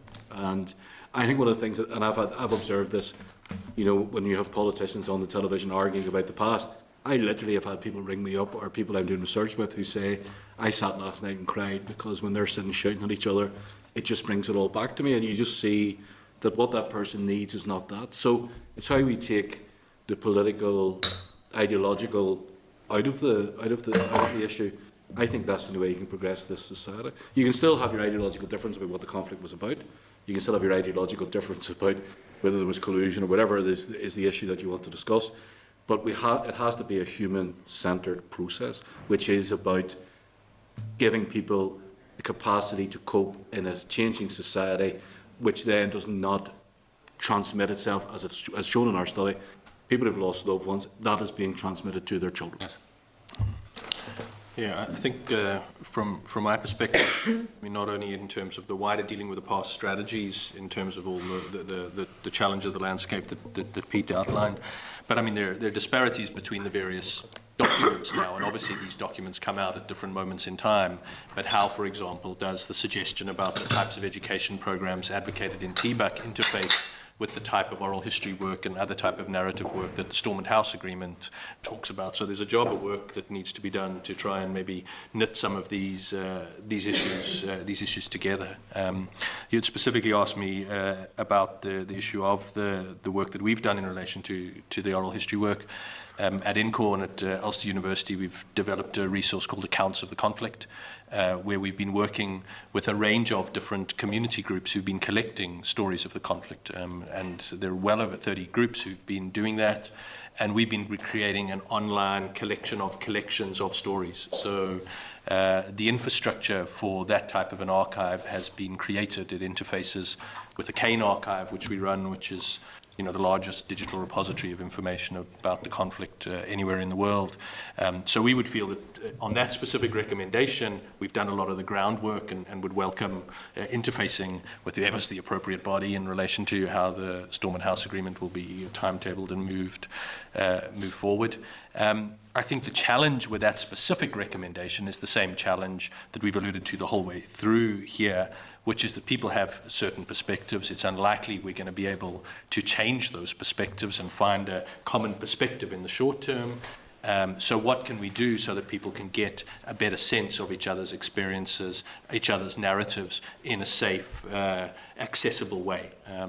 And if done right, I think something like the Oral History Archive and the work that we've done at least starts to move down that road. At least you have somewhere where you can go in and start to see a whole range of different experiences, which hopefully could contribute to the sort of more human view that Pete was advocating. Thanks, Chair. Thank you. David McAfee. Thank you, Chair, and thank you, gentlemen, for your presentation. We're obviously 20 years now, pretty much, since the ceasefires. So anybody who is at the age of, put it this way, of higher or further education and below, if that person was to allege themselves to be a victim of the Troubles, well, they are an inherited victim of the Troubles rather than having direct experience of it themselves. So it is, and I think this has been inferred in some of your presentation, is that there has been a degree of passing the victimhood on to the next generation, which is obviously something that is quite damaging for us into the future and something we need to deal with. But in that context, how has your research developed in looking at us as being exclusive in the problems that we have, bearing in mind that if we broaden this out even to our next door neighbours or to the rest of the United Kingdom, there are huge antisocial behaviour problems in housing estates in working class areas in England, Scotland, Wales, Republic of Ireland. And I suppose our society hasn't moved on to the extent that it's an issue of black and white or Muslim and Christian, or they're getting everything that we're not getting because of their religion. But whereas it's more for us has remained in our kind of traditional tribes, if we could put it that way. How exclusive are we in 21st century antisocial behaviour in working class areas? How, what is different about ours that is actually appears to be happening throughout the rest of the United Kingdom? Well, we're still pretty much a low-crime society compared to others, so that's an issue. Where we would have a difference would be, well, of course, don't forget all crimes reported, so there's always the tip of the iceberg. We know for every crime that's reported, 6 or 7 of similar crimes are not reported. So we certainly don't have the same drug-related violence, from what I can gather, and we do have, with the exception of some wards, we just don't have the same volume of violence or reported crime that you would have in some other similarly deprived communities.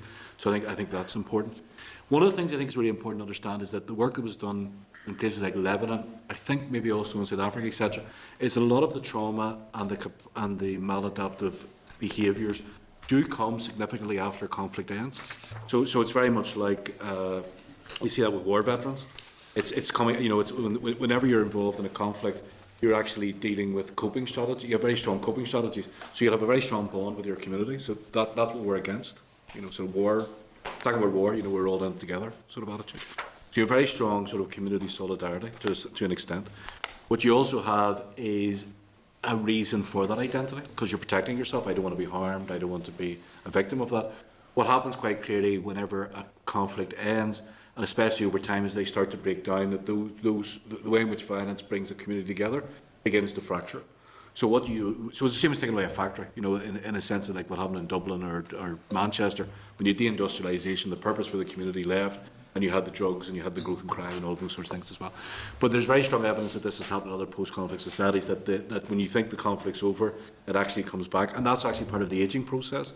So people of our generation who lived through the Troubles, as you get older, you obviously reflect more on your life. Did I achieve things that, you know, and that's when these issues, these episodes in like 72, 73, 74, things you and I may have, I don't know what age you are, but things I would have experienced, that they do come back, you know, as you start to reflect upon your life, and they can cause traumas because of other things in your life as you get older. You're maybe more stressed, more, etc. Okay, that's important.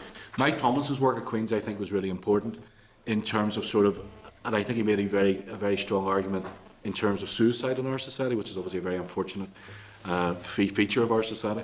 And what he sort of showed was that in comparison to our neighbours, the Republic, Wales, Scotland and England, as their suicide rates have gone down because of better treatment, because I think especially go back to masculinity, men talk about things that one time they wouldn't have talked about, etc., that their suicide rates have gone down, and he's shown a very strong relationship. Obviously there's more recording as well, but he's shown a very strong relationship that our suicide rates have increased, and especially amongst that section of our society who were alive as adults during the conflict, or maybe as young adults during the conflict.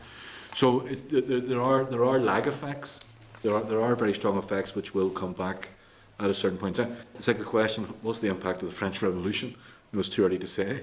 You know, and so what's the impact of the conflict? It's too early to say, because we don't know where it's taking us, and it goes very much back to the journey. You know, we don't actually know what the future is going to be, but clearly there is evidence like that. But where we are different is most certainly we do have a sectarian crime, and not just crime, but also sectarian antisocial behaviour, which is very prevalent. So we have a conditioning factor which is different to many other societies in that sense. Which, you see, racism in Britain is not necessarily wouldn't be articulated in Parliament, Westminster, whereas people here would think, they would look straight at the Assembly and say, that's what they're telling us to do, or that they agree with us. Yeah. That's not necessarily the fault of politicians, but it's how people read the connection between them and political leadership. So I think that would be a slight difference as well. I mean, I maybe add a few points to that. I mean, the one is slightly wider than maybe the violence issues, but the first point is that there is some evidence, I suppose, to show that in societies that have been through large-scale forms of political conflict, that sometimes the issues can almost skip a generation. So if you look at places like Latin America, it's often the grandchildren now who are taking on a lot of the mantle of the unfinished dealing with the past in Argentina and Chile. And sometimes their parents might not have got the full story, or maybe they were too tired, or whatever the case might have been as a result of the conflict.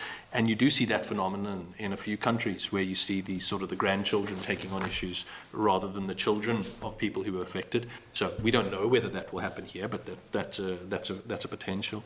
I think, Pete, moving towards more direct mental health issues, I was going to make the same point in terms of crime. You all know it's a relatively low crime society, but in terms of issues of suicide and mental health, the statistics are higher than the rest of the United Kingdom. I don't have those in front of me, but I mean, I've written a paper around that and happy to share that in terms of young people drawing on Mike Tomlinson and other people's work. So those statistics are definitely elevated. It was alluded to in terms of domestic violence. There certainly is anecdotal evidence, and it's quite hard to fully research that, and I've tried that in a number of research projects where we've tried to look at the increase of domestic violence post-conflict. There generally is some evidence to show that domestic violence goes up, whether that's about a change in reporting or whether that's what Pete was alluding to, a mutation of the violence into the home after the conflict. It's quite difficult academically to establish, but there is certainly a lot of research and literature out there that makes that assertion. So we don't know that for a fact here.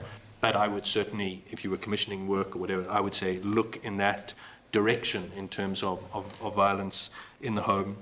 Then the fourth was, Pete alluded to that, in terms of young people and sectarian antisocial behaviour, or whatever word we would like to use. I know Pete's work, he's talking better than me about this, but I would imagine, and again, I can't state this unequivocally without the statistics in front of me, but fear of movement, fear of the other community must be significantly higher, I would think, than in other areas. Not to say that they aren't in parts of the United Kingdom. I don't know, but I would imagine that some of the work that's come out around that. And the final issue, which is maybe a little bit pie in the sky and maybe a little bit too large-scale point, is I do think we have to interrogate to what degree do our segregated communities and communities where there's less investment, where people are looking inward, to what degree that impacts on people's economic opportunity. So there may well be, and again, I don't think I can point to this scientifically with the papers I have in front of me, but there may well be evidence that in terms of economic opportunity for people growing up with the legacy of the conflict, their potential for reaching out across boundaries into multicultural societies globally and other places, that there is a potential that the young people here are still being significantly disadvantaged. And that's a legacy of the conflict, not just a legacy. It's a legacy of the interface of the conflict and poverty. And those things are a lethal mix together. And obviously TBUC is very committed to trying to deal with the underlying issues, the poverty and that side of things. But just very quickly, as a quick final question, and coming at this with no scientific evidence either, the mental health issue to the side, because obviously, it's a serious illness that needs to be dealt with. But when it comes to the antisocial behaviour, when it comes to the issue of domestic violence and those types of behaviours, is there a risk that by putting so much attention on this type of a strategy dealing with those issues, is there a potential for those to become almost a licence for bad behaviour? I thought it's the other way around, isn't it? It's the bad behaviour would be how we cope and deal with that issue. You'd be looking to engage with kids who've been involved in antisocial behaviour, and then how you deal with that. There's actually an interesting thing there, I think, because we sometimes, we maybe step a wee bit into sort of like, in these communities everybody's the same. Like what we're also saying in these communities are people who are very open and tolerant and who wish to build bridges, and people who are involved in maybe charities, that sort of thing. People who've had children with serious illnesses who've had to go meet groups in West Belfast and East Belfast. So there is a lot of, we ought to remember there's a lot of really good, positive activity that goes on in these communities which suffered the most in terms of the loss of people during the Troubles, etc. But I think one of the things that's also important is that, remember at one time a kid was we were doing this outreach work with kids who were basically throwing stones at the security, or the emergency services. And of course these kids were being taken off and taken here, there and otherwhere. And somebody's trying to be and says it's not fair, they get it on the trips, we get nowhere, and we're well behaved. But of course the problem is the kid who's well behaved is probably coming from a much more structured home. So it's that. But I don't think anybody would misbehave to basically become involved in something. I think these things are too embedded in their life for that to happen. I think in terms of criminology, I don't think that's the case, but there is a risk that by overly focusing on the certain issues and legislating for them in different ways, you see an increase in certain types of behaviours because of the way you define them. Mm-hmm. So if you start defining low levels of interaction between young people as antisocial behaviour, then it can look like the focus has increased certain behaviour, but it's actually the change in the legislation that has redefined things rather than actually. I know that's what this reminds me of something now in North Belfast, where a community activist worked for years to get the next door neighbour involved in community activity. The next door neighbour was a plumber, and he came home every night, did things with his kids, blah blah blah blah. And for years and years, you should take an interest in your community, you should engage your community, you should show leadership in your community. No, don't want to do that.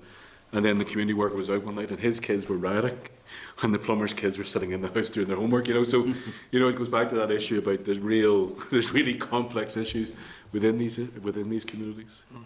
But I do think we also need to, it was a point that was raised earlier, we need to also be careful in terms of our analysis of something like TBUC. I mean, be completely in favour of something like the United Youth Scheme.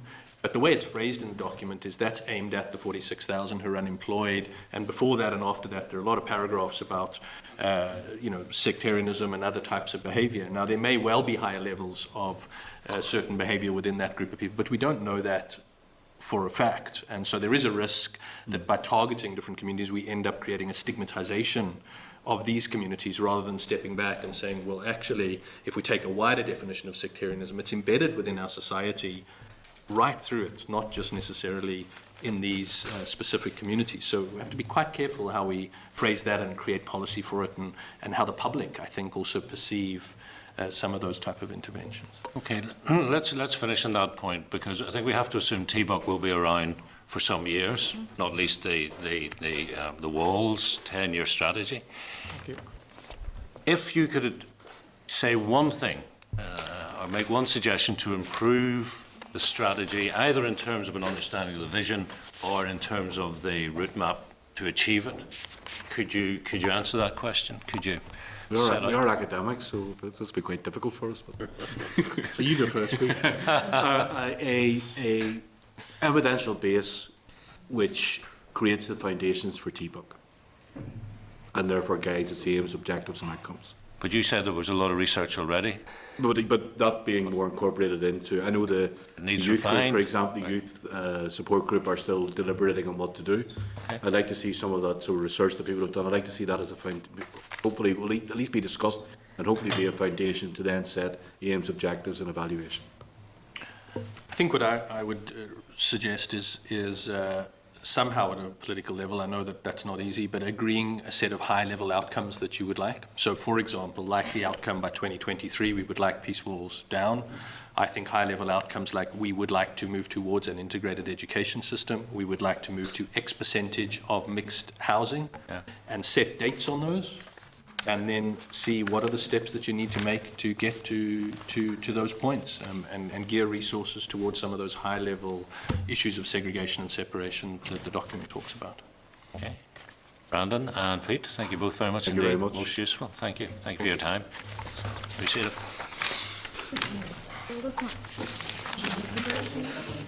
Okay, members, our second briefing is from departmental officials on the Child Poverty Report for 2013-14 and also the draft Child Poverty Strategy. At page 140 of your packs, you'll find a note from the clerk, and there are a number of other papers for your consideration. The draft Child Poverty Strategy for 2014-17 begins at page 143. The Quality Screening and Rural Proofing is at page 220.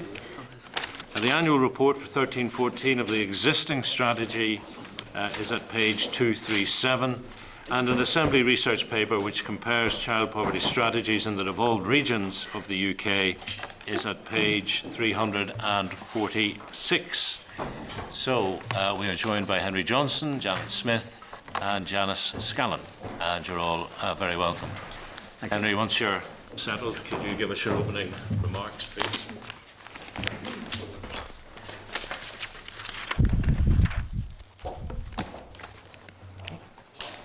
Do my remarks then drink. Okay, so thank you for giving us the opportunity to brief you on the draft Child Poverty Strategy 2014-17. As you'll be aware, I hope, Margaret Rose McNaughton and Janet were here last January to discuss the approach of the consultation document, Delivering Social Change for Children and Young People. They provided the committee with an interim update in March and came back again in May to brief you on the final findings of the consultation. After a recess, my colleagues came back in September to brief you fully on the analysis of the consultation, and as such you'll be aware that following the consultation and some quite negative comments on it, a decision was made to lay a separate child poverty strategy, separated from a revised children's strategy, and fully taking on board the comments from the stakeholders. Since then, a new child poverty strategy has been developed, taking on board the comments we received. This executive strategy sets out not only the actions departments plan to take, but also a new approach to our efforts on tackling child poverty. It uses the Child Poverty Outcomes Framework as a tool. This strategy uses outcome-based accountability, I'll probably come back to that, which is a positive step for us to allow us more strategic look at both some of the population level activities we want to do and some of the programme level impacts we hope to achieve. We hope that this strategy will help us to evaluate our work more thoroughly and allow us to report on it, not just on what we've done, but how well we did it and the number of people better off as a result. We have also provided you with a copy of our annual report for 2013-14, which is the third annual report for our previous strategy. You will note from it that the child poverty rates have been falling since 2009-10. 2012-13, which are the most recent figures available, 89,000 or 20% of children were in relative poverty before housing costs. This is 6 percentage points lower than the 2009-10 figure of 26%. However, we're not complacent given our relative position and the recent IFS figure in relation to the projected 2020 figure against the Child Poverty Act target. Nonetheless, a lot of work has been undertaken across the department to mitigate the impact of child poverty. And some of the ones I'd like to sort of draw attention to would be the expansion of Sure Start, the top 25% of most deprived wards, up from the 20%. The Bright Start childcare strategy was launched in September 2013, and the grant scheme associated with it in March 2014. 20 new nurture units are now operational in 20 primary schools across Northern Ireland, and people will have noticed that the Change Fund application for it was successful to secure the future of those nurture units until March 16. And its first full year, 9,000 pupils have received support through the Delivering Social Change Literacy and Numeracy programme, and there's already been some positive reports back from that in terms of increased performance for those children who are in FSM. The annual report seeks to capture much of the work, and this annual report reports on the strategic priorities and actions of the Executive's Child Poverty Strategy for 2011-14. And because it is late, we have taken the opportunity to update it with some statistics which wouldn't have been available if it had been tabled in the due time. Future annual reports, potentially starting with the next one, 14-15, will use the OBE methodology to report not just on what we have done, the outputs, but how people are better off as a result in terms of outcomes. Going forward, annual reports will include the most recent data on the indicators, including the measures in the Child Poverty Act 2020, as well as reporting on each of the actions using performance accountability measures to evaluate how well a project, programme or service is performing at the participant level, reporting on how much we did, how well we did it, and how people are better off as a result. Following this meeting, we'll be finalising the documents and putting them forward for executive consideration. We can then begin the implementation of the strategy. And we are keen to allow the committee to consider the document and ask any questions you have. Over to you. Henry, thank you. What date was the annual report for 13-14 supposed to be published on? Last March. So what was the reason or reasons for the delay? The reason was the approach of trying to conflate revised children's strategy with the new strategy, and it was felt that the companion piece of that should have been the report. We agreed we'd do a 12-week consultation on that, I think from January 14, which meant we could achieve the March target for laying the report. And since then we've obviously revised the approach, and again we had hoped to get the revised strategy out again with the companion piece. When's the 14-15 report due then? March next, and so 2 months' time. This is what, 20th of January? Yep. So you'll have two reports in 2 months? We'll have 2 reports due. One report will be due in 2 months' time, yeah. And will you meet that deadline? We hope to meet that deadline this time, yes. So was there really any point in publishing this one? Well, we did, as I said, because it is so late, we did actually take the opportunity to update the figures in it. Although it's for a previous year, there is a considerable delay in the availability of some of the stats. In fact, the report that you have today, we've since been able to update it with some further stats, which only became available from DSD late last month, I think. So we are culpable with it in not putting the report out in due time. We tried to mitigate that delay by actually ensuring that we have the most up-to-date information possible in the report when it is published. Are there any penalties or sanctions against the department for late publication? In the same way, you might have a redress against the housing executive if they didn't fix your leaky roof for 8 months after they said they would? Not that I'm aware of. Okay. The measure you took about poverty was 20%, you said, and the measure was relative poverty before housing costs. Why did you choose that one particularly? Well, we've a number of figures which we have available. There's absolute poverty and there's relative poverty. You'll see in the report page 71, that we've done some work in terms of comparison, what our levels are here compared to levels of poverty in other home countries and the overall UK level. The Child Poverty Act requires us to, by 2020 to have eliminated, and I think there's a different figure for eliminating relative poverty and absolute poverty. So it doesn't actually mean zero, but it's a very low figure. Yeah, well, as you say, there are a whole range of relative and absolute poverty measures that you can choose. So I'm just wondering again, why did you choose that one? I think I'll pass that one to Janice. She'll also mention persistent poverty. Yeah, but you didn't mention that. You said 20% figure for relative poverty before housing costs. I'm just curious. Why pick? Would you just pick that one out of thin air? I just picked that one. It's the headline. It's the headline measure, which is the one that's most widely used. There's a curiosity in the current figures, and that you would normally expect the relative poverty figure to be higher than the absolute poverty figure. At the minute, the absolute poverty figure is higher than the relative poverty figure, and Janice did try to explain that to me. We have 4 headline measures outlined in the Child Poverty Act, and they are relative child poverty, absolute child poverty, both before and after housing costs. There is another measure, persistent poverty, which we don't have figures for, and the UK don't have figures for. The persistent poverty definition is that you are in poverty for 3 years out of 4, so it requires longitudinal data. The longitudinal data comes from the Understanding Society survey, which has just released wave 4 of its data, so only now are we getting to a stage where we will get a persistent poverty measure. Relative and absolute poverty are 2 different measures. One is relative to the current Northern Ireland equivalised median. The measure that's outlined in the Act is the UK equivalised median, which is 60%, puts you in the poverty line. The absolute measure is based on a median income in 10-11. Previously, it was the median income for 1998-99, but as per the Act, we were asked to rebase this to the median incomes for 10-11. It's then uprated using the Consumer Price Index each year. So one is poverty in relative terms and one is poverty in real terms, but all are presented before and after housing costs in the Act.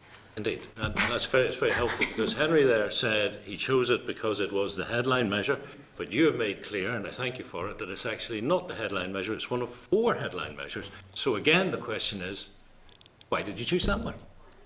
The relative child poverty before housing costs out of those 4 measures would be considered the headline measure. That's the one most common. Headline. Yes. Headline of headlines. Yeah. Yes. And that was interesting what Janice told you. If I turned it into money, which people might understand, in terms of relative poverty before housing costs, what that actually means in real terms is £264 a week.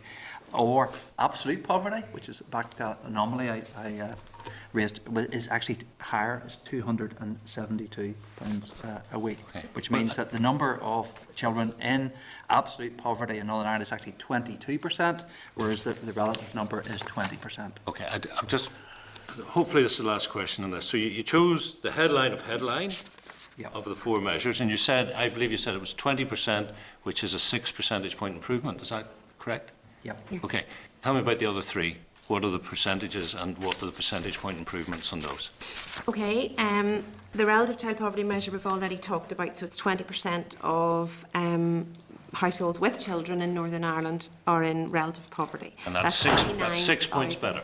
6 points better than it was in 9-10. Right, so the next one.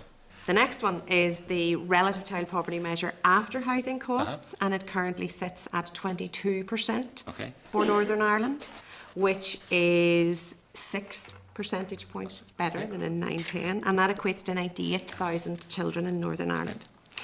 In terms of the absolute child poverty measure, it currently sits at 22% for Northern Ireland, which is 2% better than it was in 9-10, and equates to 96,000 children. And that was before housing costs. And after housing costs, the absolute poverty measure for Northern Ireland is 26%, and that's the same as it was in 9-10, however down 2 percentage points on last year, on 11-12, and that equates to 113,000 children. Our absolute poverty measures are lower than those in the UK. It could be argued that there is a coincidence here, that the headline of headlines also coincides with the best actual statistic. It hasn't always been. I didn't say that. It has always been the headline measure, Okay. but in terms of the figures, it hasn't always been the best measure or the So- most positive.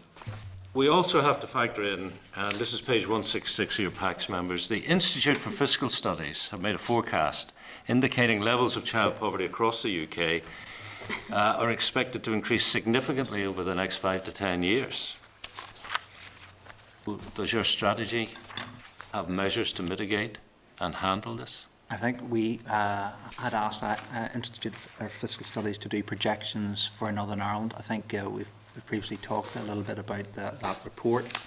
It was based on certain assumptions which the ASD gave us at the time around the implementation of welfare reform. Obviously, those will need to be updated now that there's been agreement in broad terms on welfare reform, and we need to have clarity as to what some of the mitigating actions that the Executive will implement will be. The figures they projected for Northern Ireland for 2020 were, in terms of relative poverty, they were looking at the figures to actually go up to 26%, and in terms of absolute poverty, they were seeing the figures projected to rise to 29%. Against a 2020 target in the Child Poverty Act of elimination. Right, so how would you categorise that? That's going to be a significant challenge for the new strategy. The new strategy looks at two things. It looks at trying to reduce the level of child poverty. Some of that is obviously macroeconomic, some of it will be down to those changes in welfare reform. The second aspect of it is to mitigate the impact on those children who live in families who are in poverty, and that's where there are significantly more levers available to a range of departments right across the Executive to do something there to ensure that the lives of children aren't blighted by living in poverty. Now, you have an outcomes-based approach. Yes.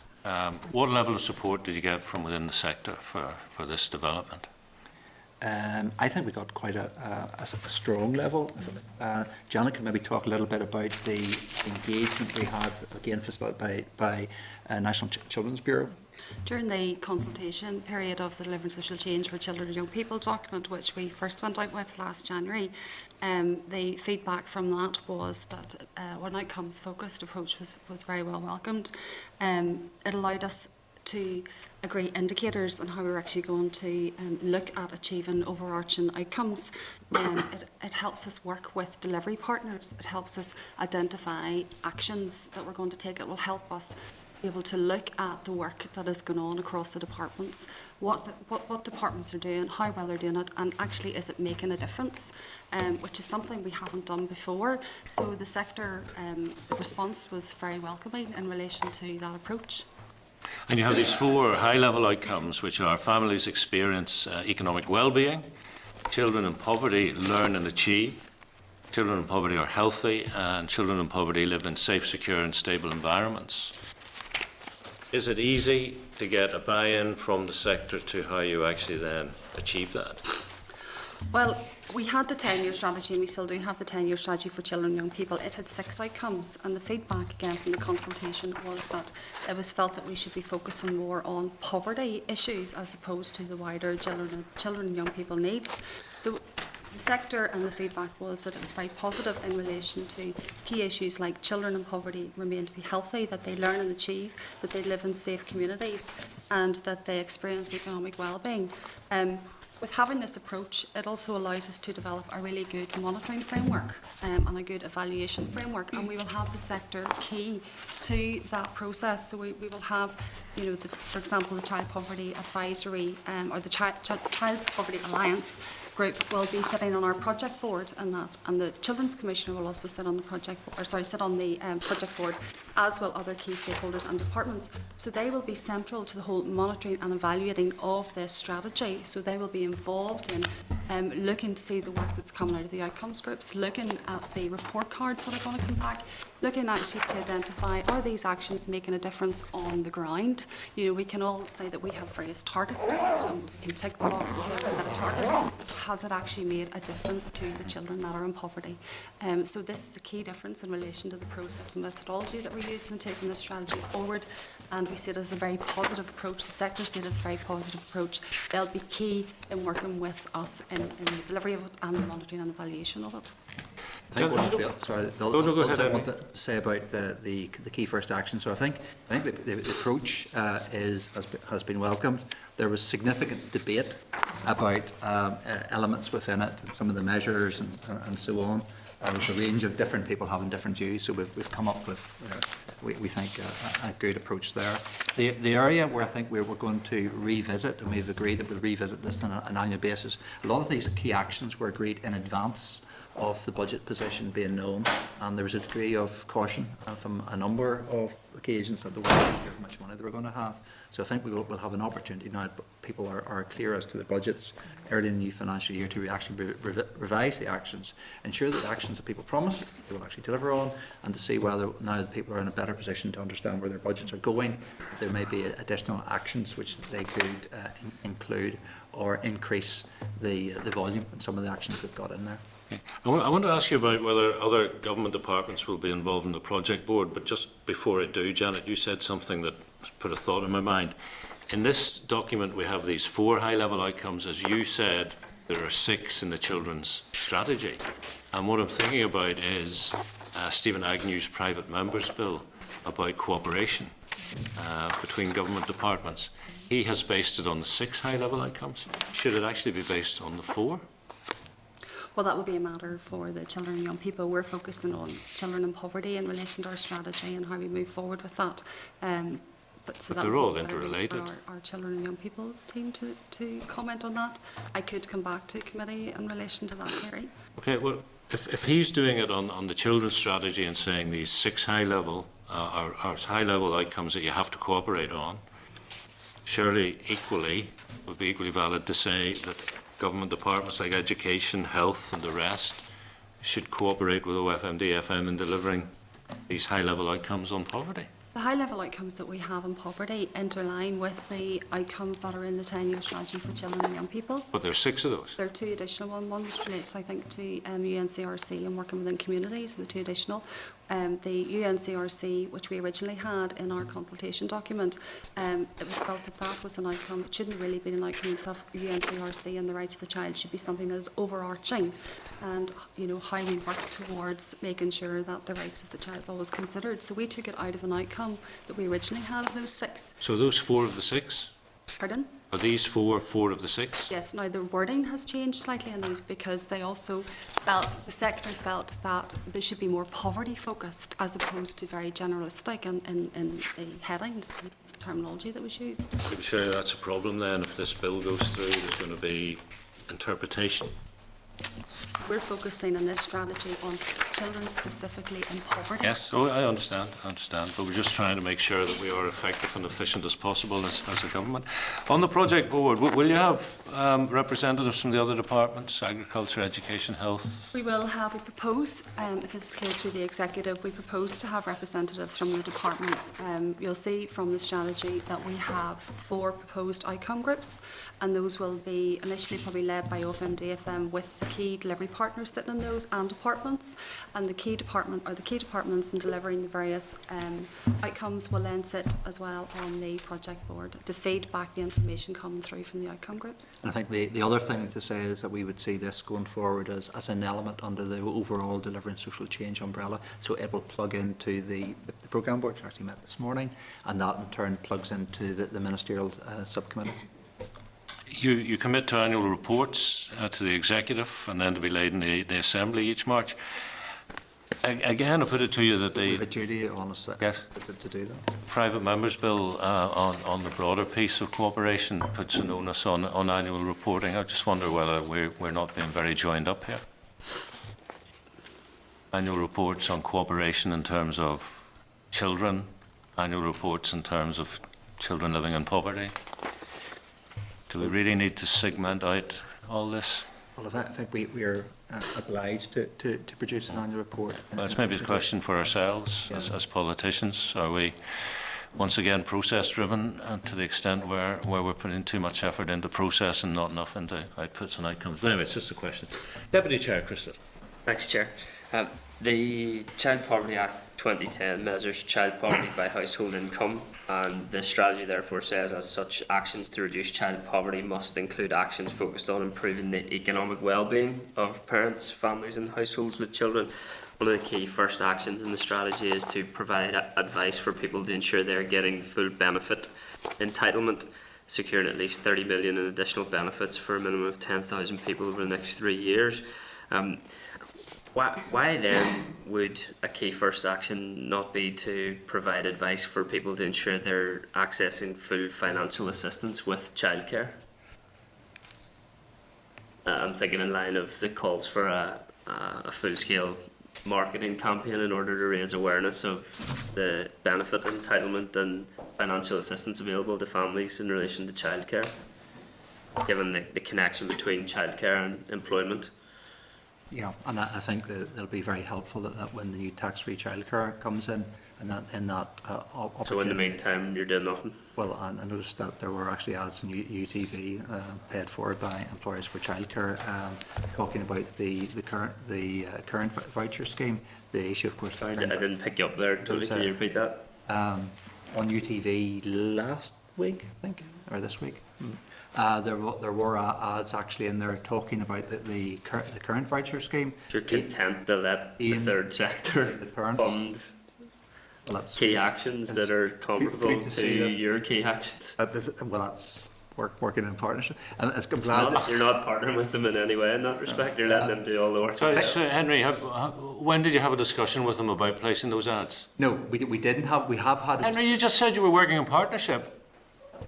Were you working in partnership? No, we were. Did you know about the ads before they were aired? Not know. Well, then, will you please withdraw your assertion that you worked in partnership on this? Because that is not true. That is simply not true. No, it is the case that we have. Not on the ads, Henry. Not on the ads at all. And all I can say in relation to that. That's out of order. Sorry. All I can say in relation to those ads is actually we were mailed by Employers for Childcare to let us know about it. But then it was a general mailing with an attachment of the clip for the ad. They did that to a range of stakeholders. I think what we said last time when we were in front of the committee around that was in relation to the information around the current voucher scheme. We were looking to see whether we could actually source some additional information from HMRC to allow us to model what the impact of that would be. We'd also asked Employers for Childcare whether they would make available some additional information to us, and they haven't been able to. I'm not even getting into that level of detail, Henry, to be honest with you. To try and bring it back to some sort of positive, constructive point of reference, I'd support the principles that are at play in the strategy here and the key actions that say it's a good thing to advise people and give them awareness and information about their full benefit entitlement. I think that's a good thing in the strategy. For that reason, I remain confused as to why the department hasn't taken a similar approach to providing some resource to assist people to have full awareness of childcare financial assistance entitlement, and saying that will be catered for by HMRC and towards the end of the year, I think is really disappointing, given how much assistance people could avail of before then if they were fully aware. And the recent survey suggests that as many as 50% of parents and families out there feel that they're not well informed or as informed as they could be, despite the best efforts of excellent work of the likes of Employers for Childcare. I think OFMDFM could be doing much more, and clearly they're happy to identify that DSD should be doing that work in relation to benefit entitlement. So I raise the issue again. I think OFMDFM should be doing much more in relation to childcare entitlement. The other question I wanted to ask is, I suppose for the benefit of people who and ourselves who aren't familiar with some of the terms, what is an outcomes-based approach? Can I answer? Can I go back to the first bit around? I'd be surprised if you do, but I go ahead. Childcare again. I think, well, as I said earlier, it is our intention to revisit the action plan once people are clear as to what the budgets are, and we need to be much clearer as to how much information will be available from HMRC. The other piece of work which we did agree we would do in front of the committee on childcare was to ascertain the number of, if we could, the number of families who could potentially have benefited more from the voucher scheme. Although those that are currently in the scheme will be able to continue in the scheme, what we've agreed to try to determine is the number of families who, if the scheme had been available, would have been better off. I think that will inform perhaps some of our thinking, together with further information from HMRC in terms of how they're going to promote the tax-free childcare thing. So that may be something that we'll revisit too once we do our first review of the action plan. So that may be an additional action we will consider depending on finance and gaps returning to. Okay. In terms of the outcome-based model, outcome-based accountability model is something that we've been trying to run across a number of the Delivering Social Change projects. What we're trying to look at there, and we've tried to do it on the 6 signature projects, is two things. Firstly, to look at the nature of the population problem that we're trying to address. And try to run a turning the curve exercise in that to determine if we keep on doing what we're doing at the minute and things happen as we expect, what will the nature of the change be, either positive or negative.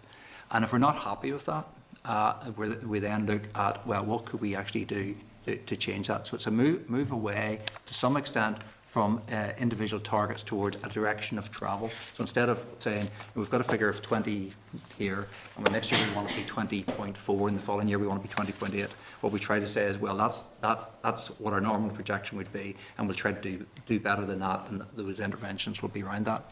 That's what are we going to do, how are we going to prioritise it, or what are we hoping to achieve. Once we've determined that, we're actually looking at a series of programmes and interventions which actually might make a difference. Specifically in relation to each of those interventions, we tried to populate sort of 4 quadrants. The first quadrant is how many of them are we going to do? How many people will benefit from this? How many families would benefit from this? How many programmes are we going to run? Something like that. Stuff that we would normally count pretty well. The next thing we'll try to do is in terms of, well, what is the outcome in relation to that? So, for example, in the current Delivering Social Change literacy and numeracy programmes, one of the key things we're trying to change there is the number of kids who are on benefit of free school meals who get 5 or more GCSEs, including Maths and English. So that's, again, pretty good at counting that. That's a quick supplementary. You say to increase. Are there any indicators where a set target, a specific percentage target is set, or is it just a general to improve? I think at the population level, it's a general to improve. Mm-hmm. Specifically in relation to programmes, that there may be more use putting numbers into some of those. Can I do my other two? Sorry, the top quadrant there, which is a departure really for this, is really in terms of trying to evaluate effectiveness of the delivery of that intervention, and that's in terms of in terms of an education programme, there will be a report from the education training inspector. That's great. But the other things we would want to do there would be more subjective quality measures, probably based on survey data, say of parents, of children, of other teachers in the school, to say, well, what did you think? What did you think as a child? If you were through that programme, did you think that programme was actually better than doing that in your mainstream school classroom setting? For the parents, have you noticed a change in the behaviour of your child since they went through that programme? Other teachers, that child was taken out of your class, put into these other classes. When they came back, or other teachers teaching other subjects, have you noticed a change? And the final quadrant, which is trying to inform what we're doing going forward, is trying to look at the relative effectiveness of that intervention, looking at others. So we did that. we spent that much money on it. We put 5,000 people through it, and at the heels of the hunt, 10 people did better. Great for the 10 people, but really, are there other programmes which we're also looking at, which actually made a difference to 100 people for the same sort of money? So looking forward, we see that as quite a useful tool in terms of being able to focus in on programmes that really do make a significant difference. I think there's very few departments fund programmes that make no difference, but make a significant difference for the population who are in benefit of that intervention. And I think that's really a very powerful approach going forward. But it's critically dependent on getting that information on a timely basis, and trying to be able to compare one programme with another. And we're trying to see whether we're able to compare programmes from sort of different domains, education domains to health domains, using some common metrics which we think are applicable to both. I appreciate the information in that regard, and I think that is an attempt to move towards a more robust approach to actually being able to identify the outcomes that are being achieved. Can you give me an idea, though, why the targets or the indicators are general indicators as opposed to specific level of improvement in each of the indicators? So it's a general increase rather than an increase by X%. I think that's just the approach. I think if you look at some of the individual programmes, you will actually see some high-level targets in there. But primarily, we're focusing on indicators and that overall direction of travel. So, yeah, for example, we're trying to move away from time-bounded targets. Quick, for example, the outcome children in poverty able to learn and achieve. The indicator is the proportion of school leavers achieving at least 5 or more GCSEs at grades A to C or equivalent.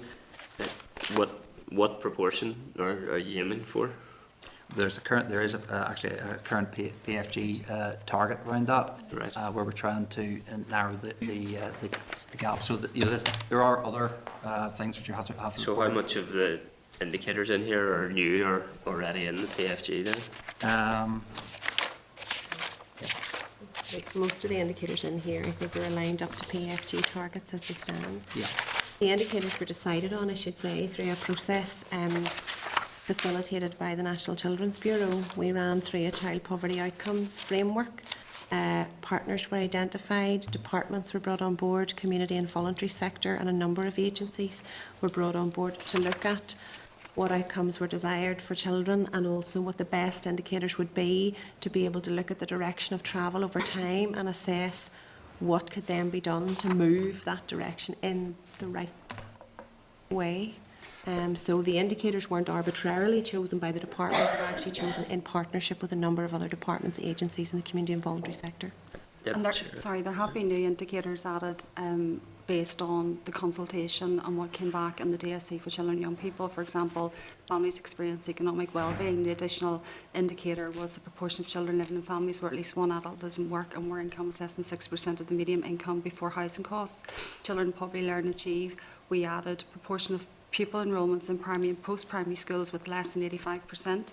Children in poverty are healthy. We added number of hospital admissions of those aged 0 to 17 with self-harm diagnosis. So those are just examples of a few additional indicators that we put in based on the responses from the consultation. But as Janice said, what we were trying to do generally in these was to pick up indicators that somebody somewhere was already capturing. The other bit around OBA is to look at things that you really would like to have, but currently nobody is actually capturing it, and it's whether you're then prepared to put the cost into actually capture some of the.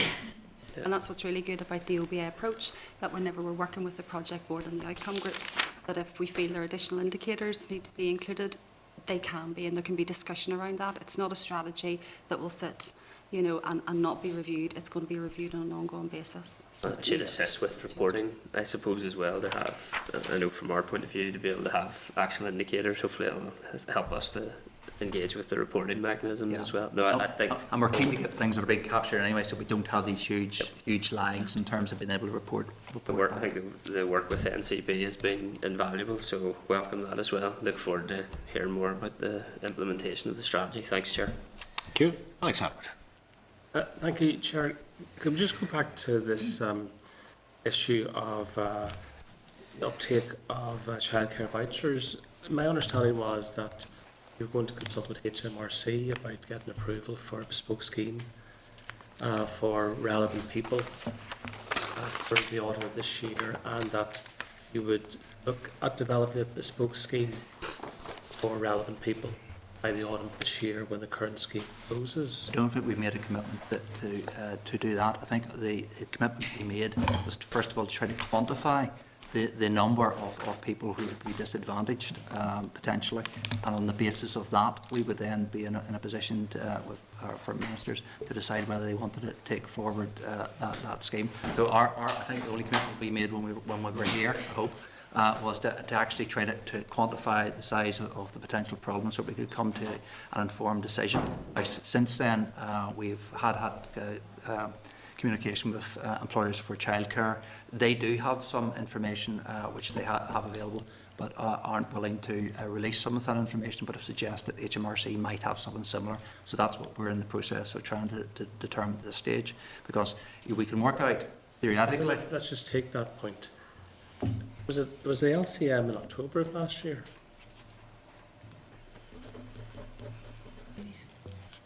So we're now 3 months since and 9 months from October. What conversations have you had with HMRC in respect of the core data they might have about the number of people who might be the beneficiaries of a bespoke scheme here in Northern Ireland? We can provide you with details. It wasn't actually me myself I had the conversations, but my team have had conversations with HMRC. Have you got the information, or is it all just somewhere between here and London? It's the sort of information, some of which HMRC will have and some of which they won't have. The sort of information you need to ascertain is... Do you have any information in the last 3 months in respect of that from HMRC? I don't believe we've had the additional information. I think until something like 2 weeks ago, we had hoped that employers for childcare would have been able to provide us with some additional information. What we needed to know was the names and numbers of... Whatever about employers for childcare, you're not able to confirm today, 3 months after an LCM, 9 months from when you might have a bespoke scheme. Have you got any information from HMRC? I will need to come back to you to find out how much targeted information separate from the HMRC. Sorry, could I finish on that? Yes, we do have information from HMRC, but it's not just general information we need from HMRC. We need to actually have family-specific information from HMRC in order to determine whether that particular family, and we've done a few worked examples, which I think we shared with the committee when we were here last time, would fall into the category who would be better off under the voucher scheme if they're but the caveat is if their employer actually offered the voucher scheme, as opposed to tax-free childcare, which is dependent on the individual and not the employer. But no one seems to dispute that there's a category of person out there who is on the far side of the closure of the current scheme going to be in a position of disadvantage. That's correct. Compared to when the scheme continued.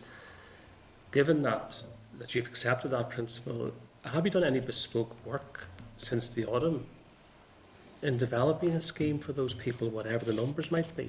No, we haven't. So here we are 9 months from the end of one scheme, when the committee made very clear to you what the issues might be about a dedicated scheme, and no work has been done.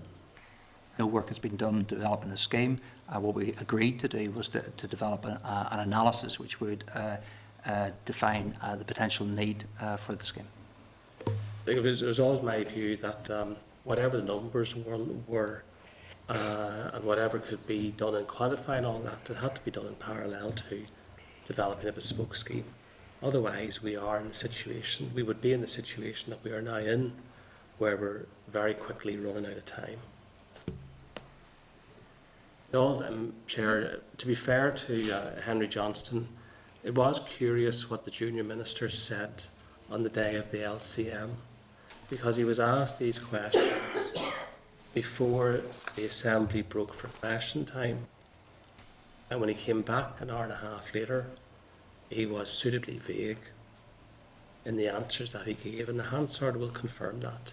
He did not, and this is why you're saying that the commitments weren't entered into, there was a lot of vagueness in what the junior minister said at that time.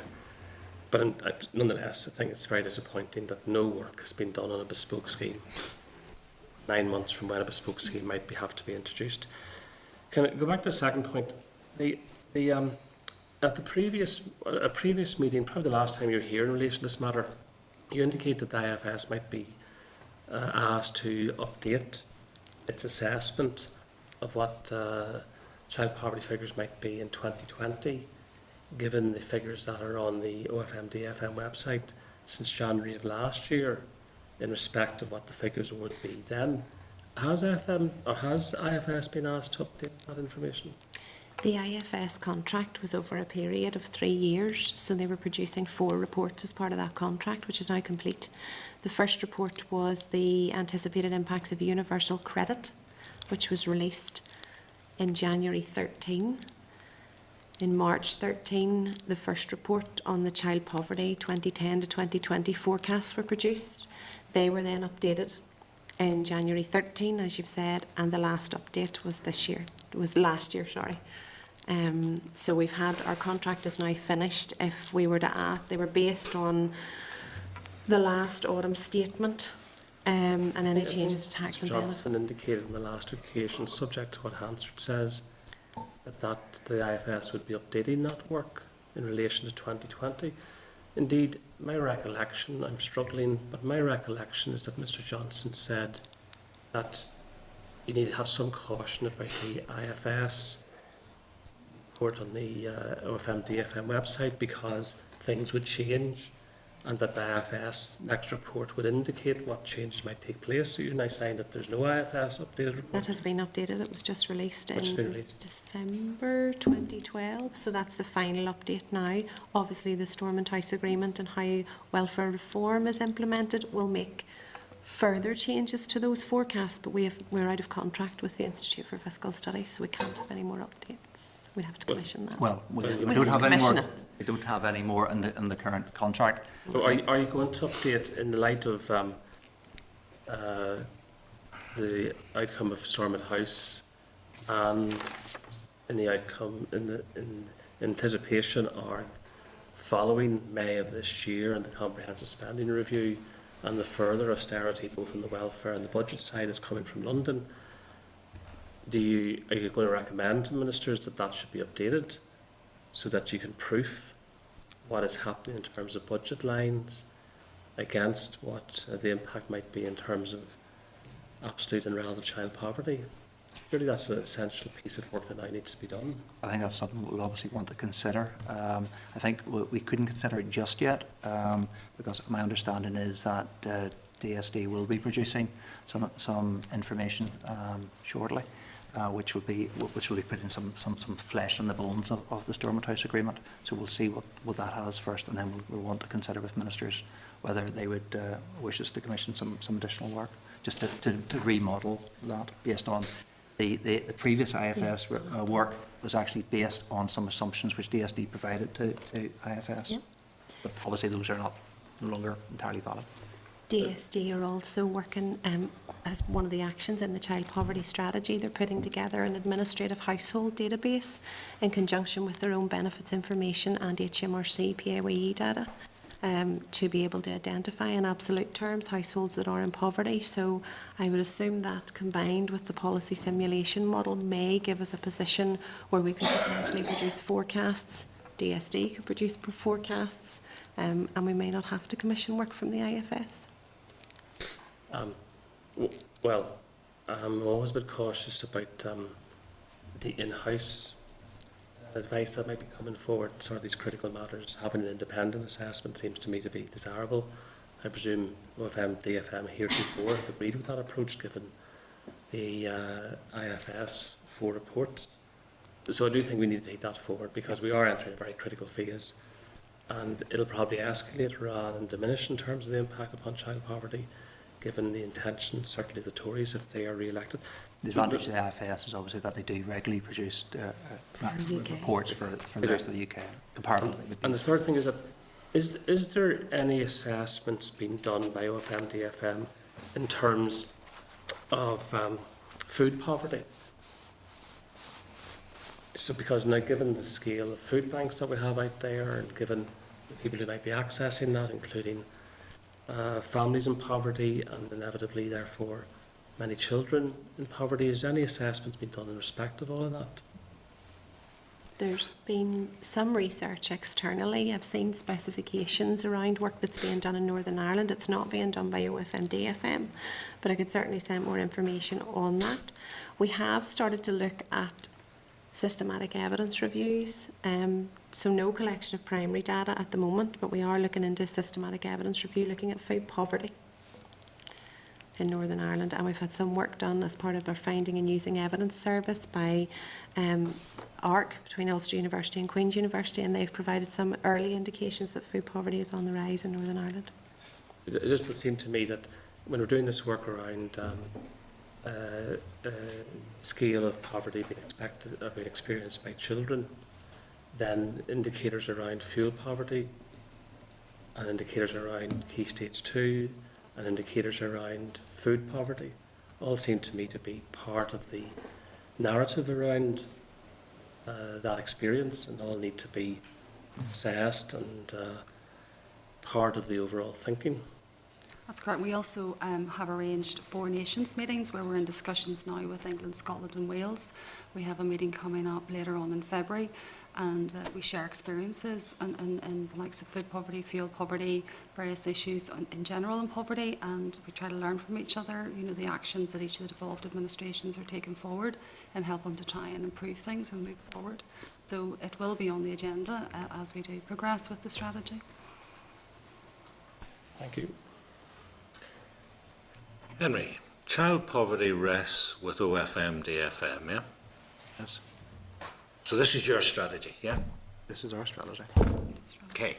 You've got an action plan, and I think that's great, because obviously strategies sit up there. You don't make an impact on the ground unless you have an action plan, and you've got an action plan, and it's yours. Well, it's an executive strategy led by OFMDFM. Henry.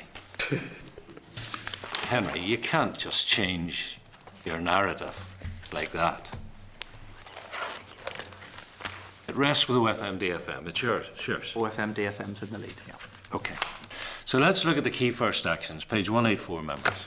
Because I want to know what's new. What you've actually, once you've done this strategy, you say, right, what are we going to do to make it happen? What are we going to do? Number 1, create 11 social enterprise hubs.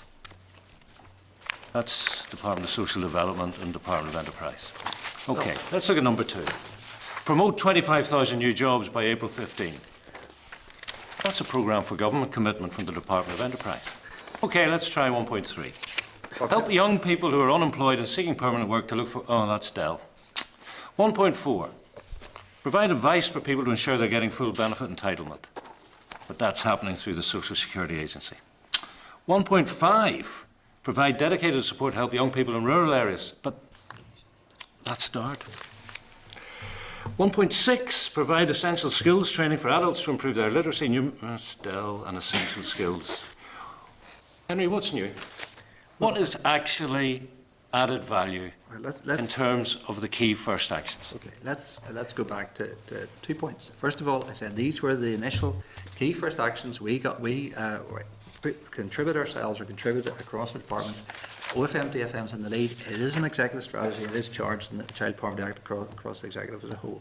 The first one, 1.1, create 11 social enterprise hubs offering business advice and practical support to social enterprise entrepreneurs to encourage social enterprise business startups within local communities. As you say, the delivery of that is between DSD and DEDI. It came out of a DSC signature programmes. There were ring-fenced central funds which were used to provide the support, the wherewithal to allow them to establish those social enterprise hubs and allowed Invest and DEDI to get contracts. Can you confirm to me that that key first action has not arisen as a result of your strategy? It was happening anyway. It was happening under delivering social change. That's one of the initial projects. Promoting 25,000 new jobs by April 2015 is an existing extant PFG commitment. Happening anyway. And so we go. So what is actually new? What have you guys done, having decided you're going to have a new strategy to tackle child poverty, to make it happen? We're bringing together, as I said earlier, we were going to review these action plans on an annual basis. This was the action plan which was produced in conjunction with departments at a time when they were unclear what their future budgets. Henry, just to be clear, are you going to sit Arlene Foster down and say, Minister, how are you progressing the introduction of 25,000 new jobs? Well, we do that was the PFG commitment. And you sit the Minister down? We sit the departments down, but the Minister clears the return. So all the PFG commitments, there is a process, as you know from previous briefing, the PFG briefing on a quarterly basis. We go around all the departments, we get returns in from the departments, we challenge them on the returns against the progress to date. The head of the civil service chairs a group of all the perm secs on a quarterly basis. We go through that, and then we report into the Executive Programme Board, which is the first Deputy First Minister, with the DFP Minister in attendance, along with the head of the Civil Service. So that's part of that wider monitoring process. But we will, and I take your point earlier about sort of duplicative reporting, we will nonetheless be reporting on progress against these key first actions, and we will need to ensure that we don't duplicate existing reporting lines as much as possible. And we try to do the same, for example, between the Programme for Government reporting and the Economic Strategy reporting. But I take your point, we will be revisiting these now that people are clear, but in terms of what their budget availability are. But these are the actions which people have said will make a difference in relation to that OBA process in terms of moving that on. Of course, if more people are in employment, less people will be in poverty, of course. We don't need you to go away and spend a lot of money on a strategy to tell us if more people are in employment, less people will be in poverty. We know that. It's what actions you're going to take. So I wonder how many strategies does promote 25,000 new jobs by April 15? How many strategies is it in? At least 3.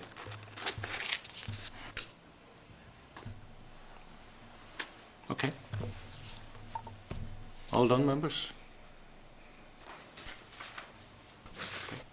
But I think Alex obviously would like more information on a particular. Yep. Janice, Janet, Henry, thank you very much indeed. Janet? Janet, sorry. You said Janice? No, Janet, Janice, Henry. Members, any comments on the draft work programme, which is at page 366?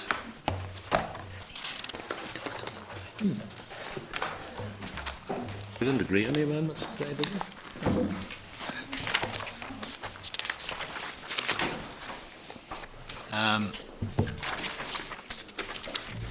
There's one thing we're going to have to agree, members, at some point is if the private members' bill on cooperation on child issues, Stephen's bill goes through and we become the scrutiny committee, we're going to have to ask for an extension because our work programme simply won't allow us to do it in the minimum, isn't it, 30 days?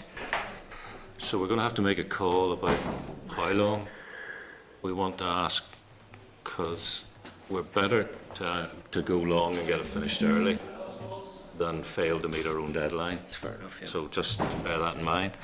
Any other business? If not, we're adjourned to Wednesday the 4th at 2 p.m. here in room 30. Thank you very much.